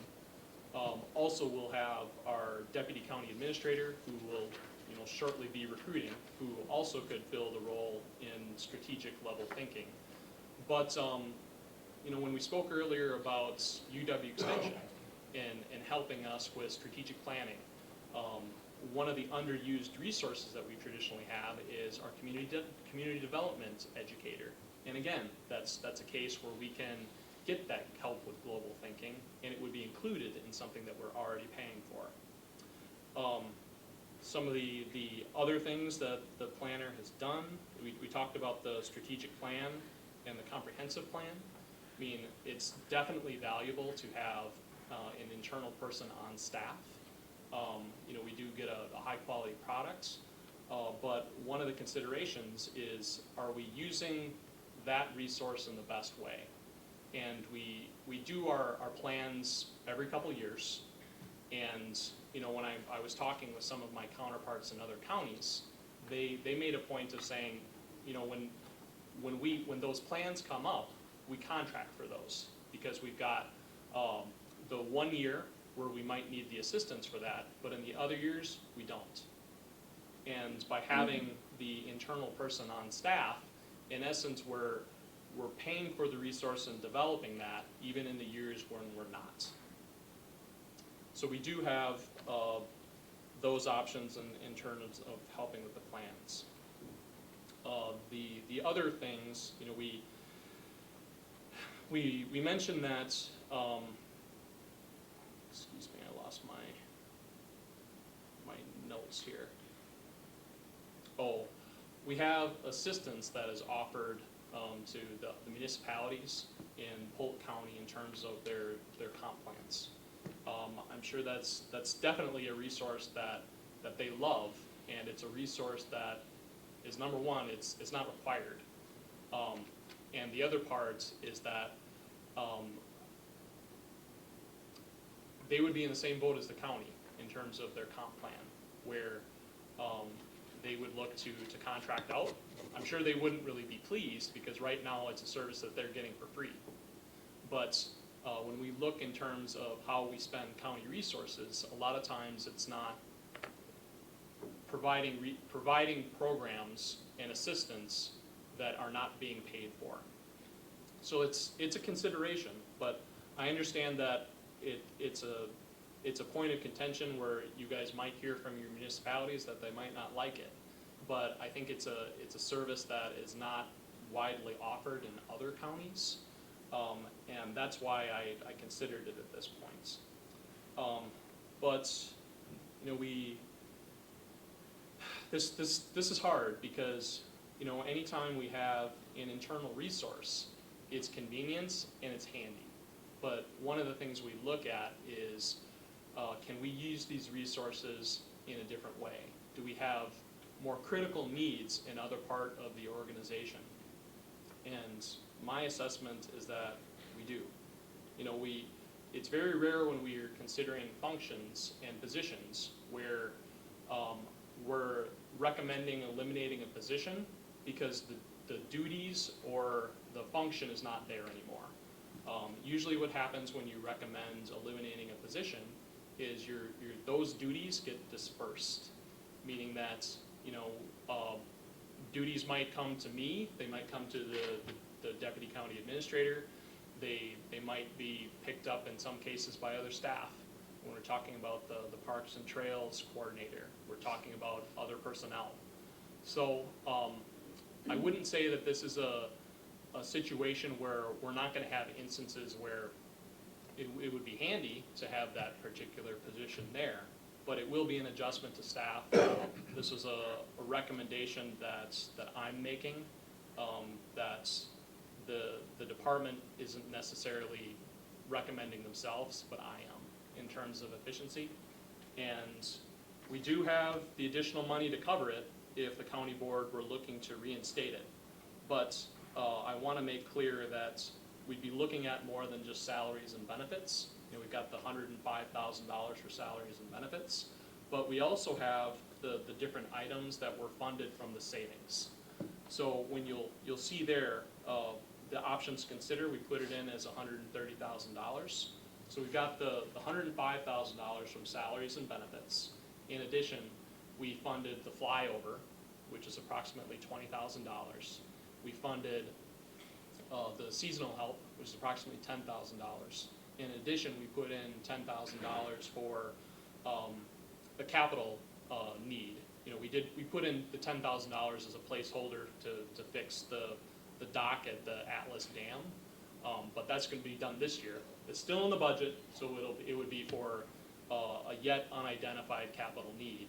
But if you're talking about net expenses, we would be, if you reinstated the planner, we would be able to take out the $15,000 that we've allocated for contractual services, because that wouldn't be needed anymore. But I guess my point is that if the committee and the county board choose to reinstate the planner position, that the estimating cost of that would be approximately $130,000. Okay, on that, we're gonna add a bunch of other seasonal, can we change the duties of the planner to help out in that office to them? You could, but I think To add to the duties? I think the issue is that we're not looking for other work for the planner. I mean, it's the duties that are assigned to the planner right now are considered full-time. And also, if you're looking to change the duties to help out in other areas, I think what I would recommend is that we just look to hire other people with a specialty in that area.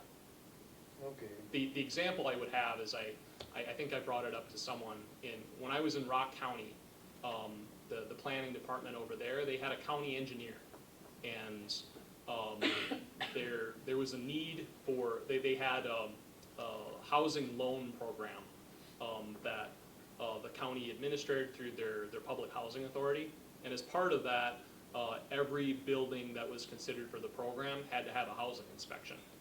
Well, they determined, the department determined that the county engineer could do it. Well, that's fine, they could do the work, but in essence, you're having a very expensive employee doing work that a far less expensive employee could do. So it's not really a matter of finding things for the existing personnel to do. So that would be my philosophy on that. But now we're gonna dump everything he does on the staff that's already overworked. You know, to get these plans, we've got our zoning issues coming up, he helps with that, he's got land and water with those. The trail plans, and now staff is overburdened now because we don't have enough. Which of course, Can I fill in on that a little more? yep, go ahead. Just because the administrator brought it up. We just had a town meeting last night, and right away, Tim Anderson's name comes up, because he helps them with their comp plan.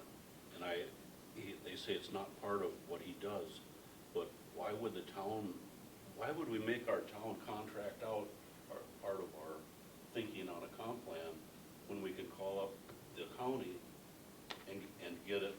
You see what I'm saying? I've got to pay as a taxpayer, I got to pay for it one way or the other. Right. I mean, you contract, like, it comes out of my town taxes I pay, and then you got county taxes.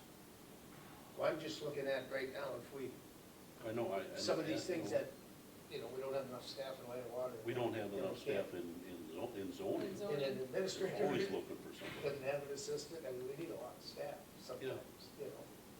I'm Yeah, just yeah. looking at it that way, Just- that I we're got no dumping question. too much. And got a bunch of I guess my perspective, guys, was that the different areas that we have a need are not really something that staff that we have the need, that they would be picking up these duties.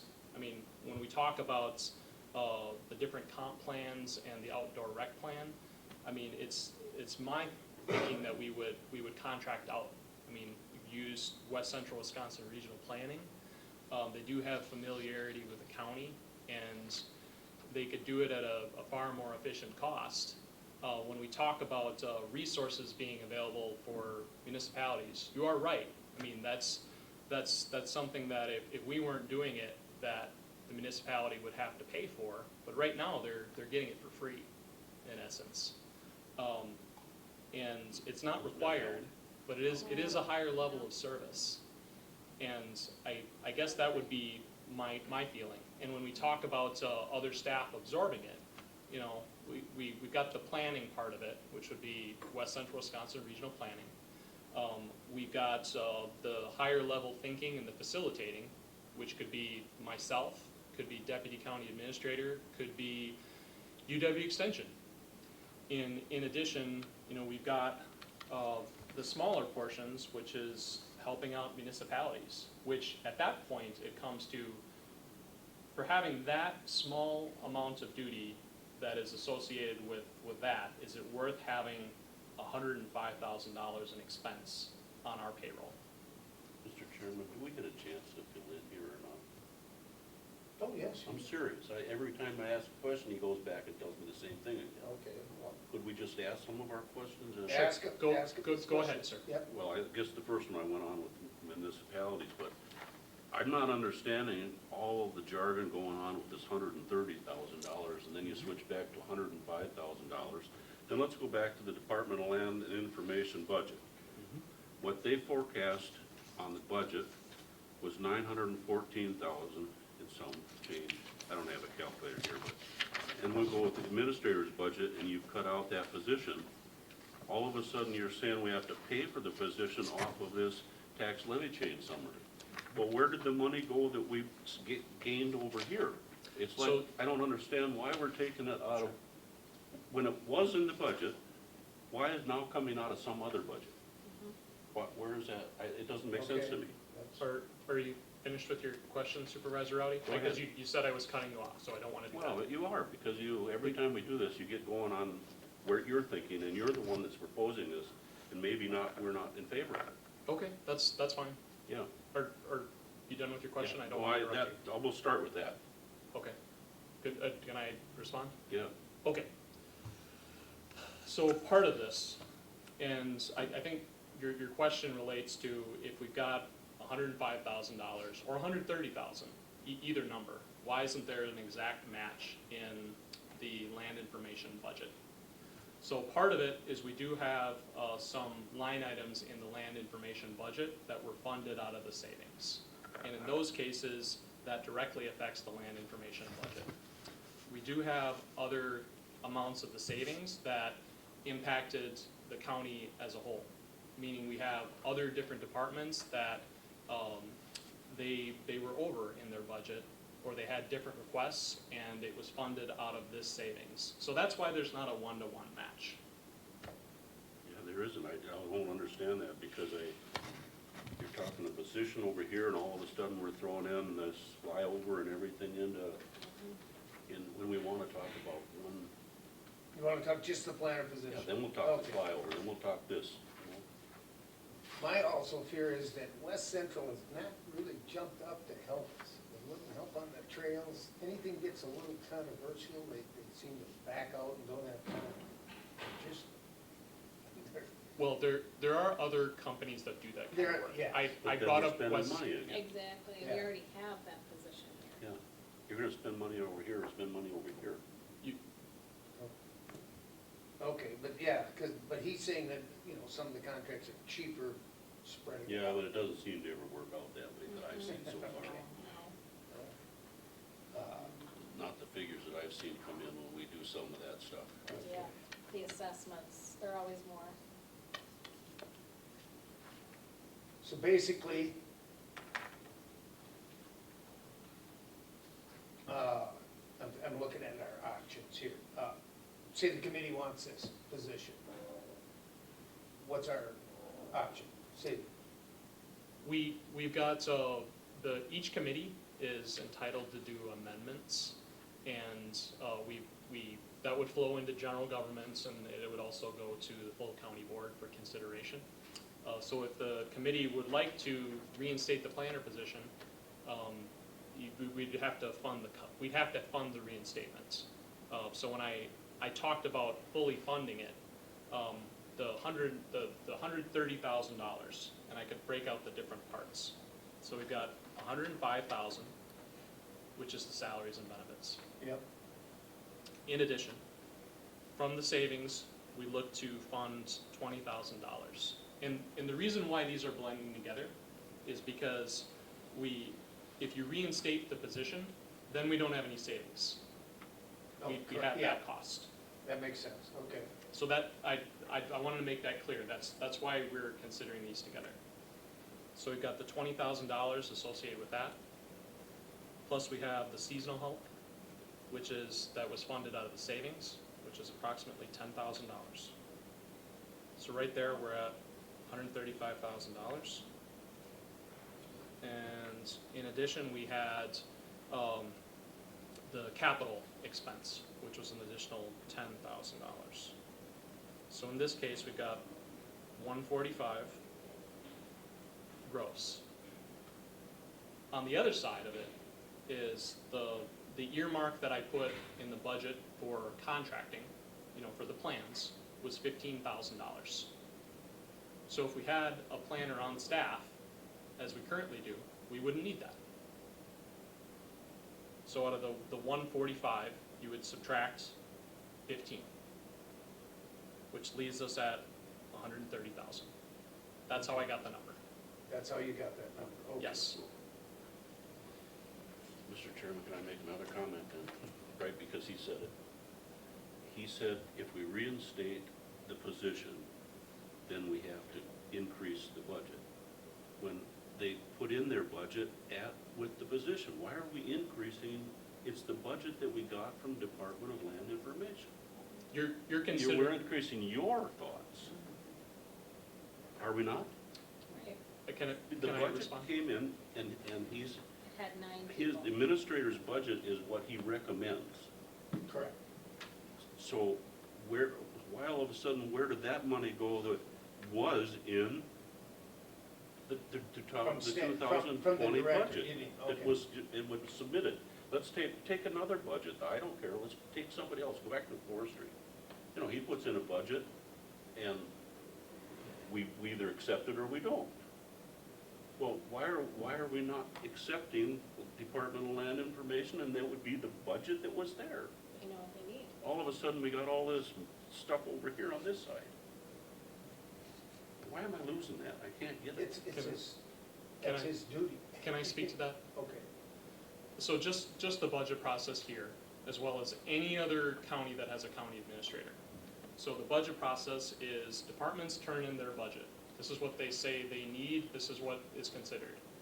As part of the budget process, the county administrator and county staff meet with each department, and we determine either, yes, this is what we as the county administration would recommend, or we think you need more, or we think we need less.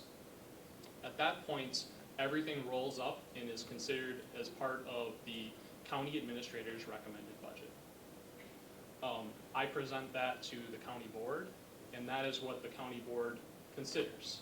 That's the starting point. We don't consider what the departments submit, because an advantage of having a county administrator is I determine where the resources need to be spent from a whole county perspective, and that's the starting point. That's not unique to you guys, but that's actually, it's a condition in having a county administrator form of government, that the budget is actually what I recommend, and that's actually in state statute. Okay, well, That's his job to go through each one and do it that way. Okay, I got that. Okay. Let's say that I finally get that. Okay. But I don't agree with it. So why aren't we going with, how do I vote to say I want to go with the 220 forecast budget, not the 220 administrative budget? Then that would be, we would do an amendment, he said the That's process. what I'm saying. So we would, I don't want to keep, I don't see why we're going back over here to take money out of over here. That's what I'm getting. okay, but, But well, he's laying out the option. So basically, our job then is to amend it, or tell him that we're gonna amend it, because they wanna know this ahead of time. Yeah. As soon as possible, to make the budget and not amend it at the November one and have to change every number in the process. Right. So, our process today would be, Someone, if this committee would like to, you'd make a motion to reinstate the planner position, and that would change all this page would all change. Well, then you'd have money for the flyover and you'd have money for the seasonal help. Well, we wouldn't. Because it'll come out of this other one, on this yellow. We wouldn't, actually. And what would happen is we just have to fund the rest of the stuff in a different way. Yeah. See, but the sooner we tell them, Yeah. if we well, waited to the I end, agree. it would be a mess. I Because agree. then that would change a lot of different places, wouldn't it, Meg? Oh, yeah. You would not be proud of this. The sooner the better, if we're gonna Well, then that's what I'm saying. Okay. But that's his job, is to go through Oh, I and either got that. cut, do Well, it, you know. And I you got gotta, that. I know. okay. We don't have to agree with it, though. No, you don't. And obviously you don't, so. But he's not here to make friends, he's here to make his money. So always think I of that. understand that. All right. Any other questions on that? Do you want to, if you? No, I'm rolling here. You're ready? Okay, well, you make We should that, have Brad here, because he's totally against it. But we don't have him here, so I can make a motion or You can. recommendation, whatever we want. Right. we You usually guys have don't one. have to vote for it, I'm just saying, that's my position. Okay, I agree. so if that, you're gonna make a motion? Yeah. That you would want to reinstate the plan? Okay, done. Okay, done. I will second it. And Tracy's gonna second. All right. Any other? I know, but it wasn't. Don't even look at Lyle. Not farm related, I'm like. He can throw a fork in his hand. He votes on everything until a tough one. Yeah, he bails on us. Any other than, okay, that's the only battle we got, all right. Do you guys want to vote on the amendment separately? Because the other one to consider is the tourism website I think we'll do that one separate. separately? I think do that one separate, just, this will be just this one.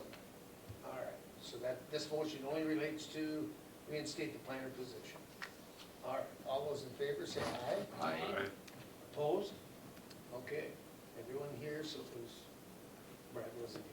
So- Okay, now, the other one was the, On your final page, under additional funding request policy, you Okay. notice that there are a couple different requests that were made. How we work this is the different committees that are, these are under their jurisdiction, they vote on them, they roll up to general governments, they take a vote, and then it goes to the full county board. So if you'll notice, the first one actually, the first one that was considered was the Public Works Commissioner by the Public Safety and Highway Committee. They voted to recommend that. The one that is under Environmental Services is the Tourism Council. They did have an additional request for $5,000 to fund a new website. This is in addition to what the county currently gives them, which, and I think Maggie could probably confirm this, but I think we give them $70,000. That's the current allotment in 2019 for the Tourism Society. And that's what we proposed for 2020, that it stayed the same at $70,000. They're asking that the county consider an additional $5,000 for a new website. Mr. Chairman, I have a question on that. yep, I build illiterate when it comes to this stuff, but why would it cost $5,000 to upgrade their website? Tracy maybe can help me. Good question. What are they doing? do we have? You know, this is That's- like a that's a request lot we of had money. from the recycling center I think last year. They wanted a new truck. They had never come to us, they never explained what they're doing, they never, you know, all of a sudden they want $5,000. And Bill was here, he didn't talk about it, did he? I don't remember. The website. And That should and that be was an years' worth of- that was an estimate that we got from the Tourism Council. I didn't Oh, double check that. Because Okay. we pass along their request as it comes to us from them. That should be years' worth of website maintenance in my book, but whatever, maybe it's a different. could that be something done internal with our IT department? There you go. The Tourism Council is separate from the county. They're a private nonprofit, so we wouldn't be providing them services like Could we we would a charge them normal for the department. service? We could, If our IT we could do could, it. but frankly, even with our website, I mean, when we established our website, I think we contracted out for it. We do some basic maintenance internally, but as far as establishing it, that's not something that we'd really be looking to do. But don't they have an established one, website? I believe Already? so. Yeah. I think they're looking to redo it. Mr. Chairman, Just one fill-in again from last night at the town meeting. We have a website, and it's updated, and it's a nice website.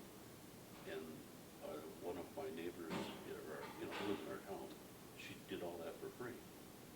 So I don't know, I guess where you're gonna send it out for $5,000, maybe you do, I don't know. I Do we just would wanna like. wait to- on this I'd till we like- get an explanation? I would like to have an explanation, yeah. Okay. We, just as far as our timing process works, I mean, we've got this committee, we've got general governments, and then we've got the county board.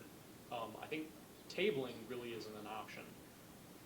So I mean, yes we or can, no? I can see if we can get more of an explanation by the county board, which is when you guys would ultimately be making a decision on the additional funding request. I can put in that request today to the tourism council, but I just want to advise you against tabling. It won't do us any good. will It won't do No. you any good.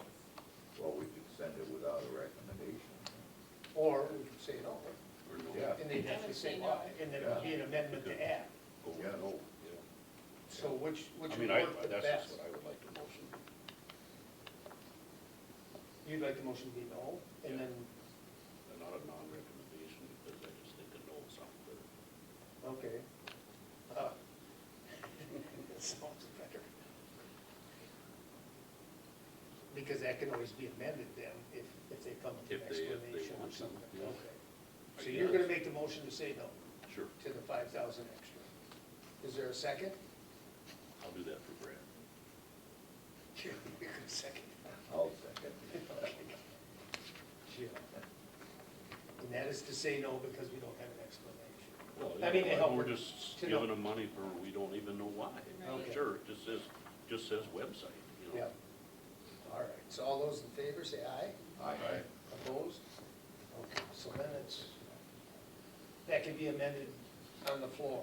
And these other ones are They're, not, well, they're not ours. yeah, they're under general government. Okay, they're under buildings and all that, okay. Cool.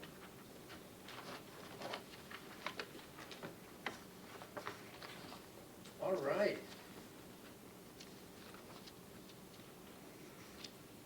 Did that take care of 6 and 7? Anything we went through? That's all I have. If you guys have any other questions, we can certainly cover those. Still on this, We killed other it. options. We killed that, but Yeah, but I'm wondering about this $100,000 fair grandstand engineer phase 2. Is that $100,000 for phase 2? It'll probably be more than that, actually. So What it's, in the world are they doing? You know, if we keep screwing around with this grandstand between renting them and this kind of monkey business, we could have built the thing.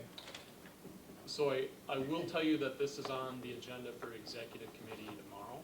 And it's also on for county board, because we've got a resolution about phase 2 and phase 3.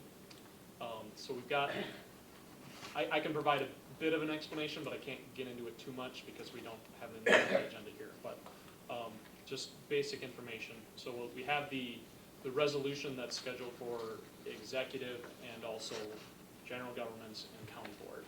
So that relates to the idea of going forward with the design phase and committing the county to the grandstand. And also we've got the funding component, how we would fund it.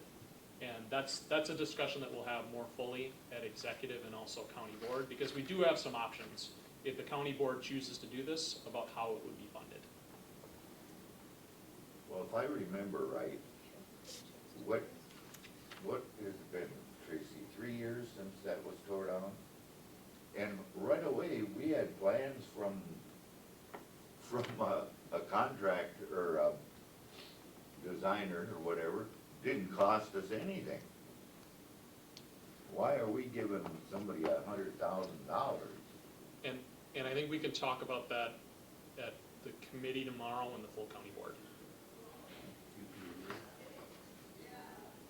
yeah, because it's on their agenda. So, yep.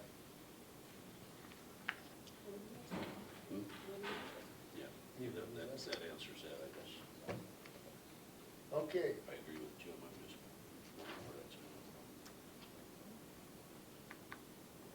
at that. We didn't have anybody come in from any of their areas for 15 really to see, evaluate or chat. Okay, so our calendar for our next meeting. We got our updates. Woodley, right? What? Woodley's coming back. The Woodley one, because Steve wasn't here yet. Yeah. And tax delinquent Menard. Those, yeah, the tax delinquent stuff. Forestry, I don't think will have his plans both went forward.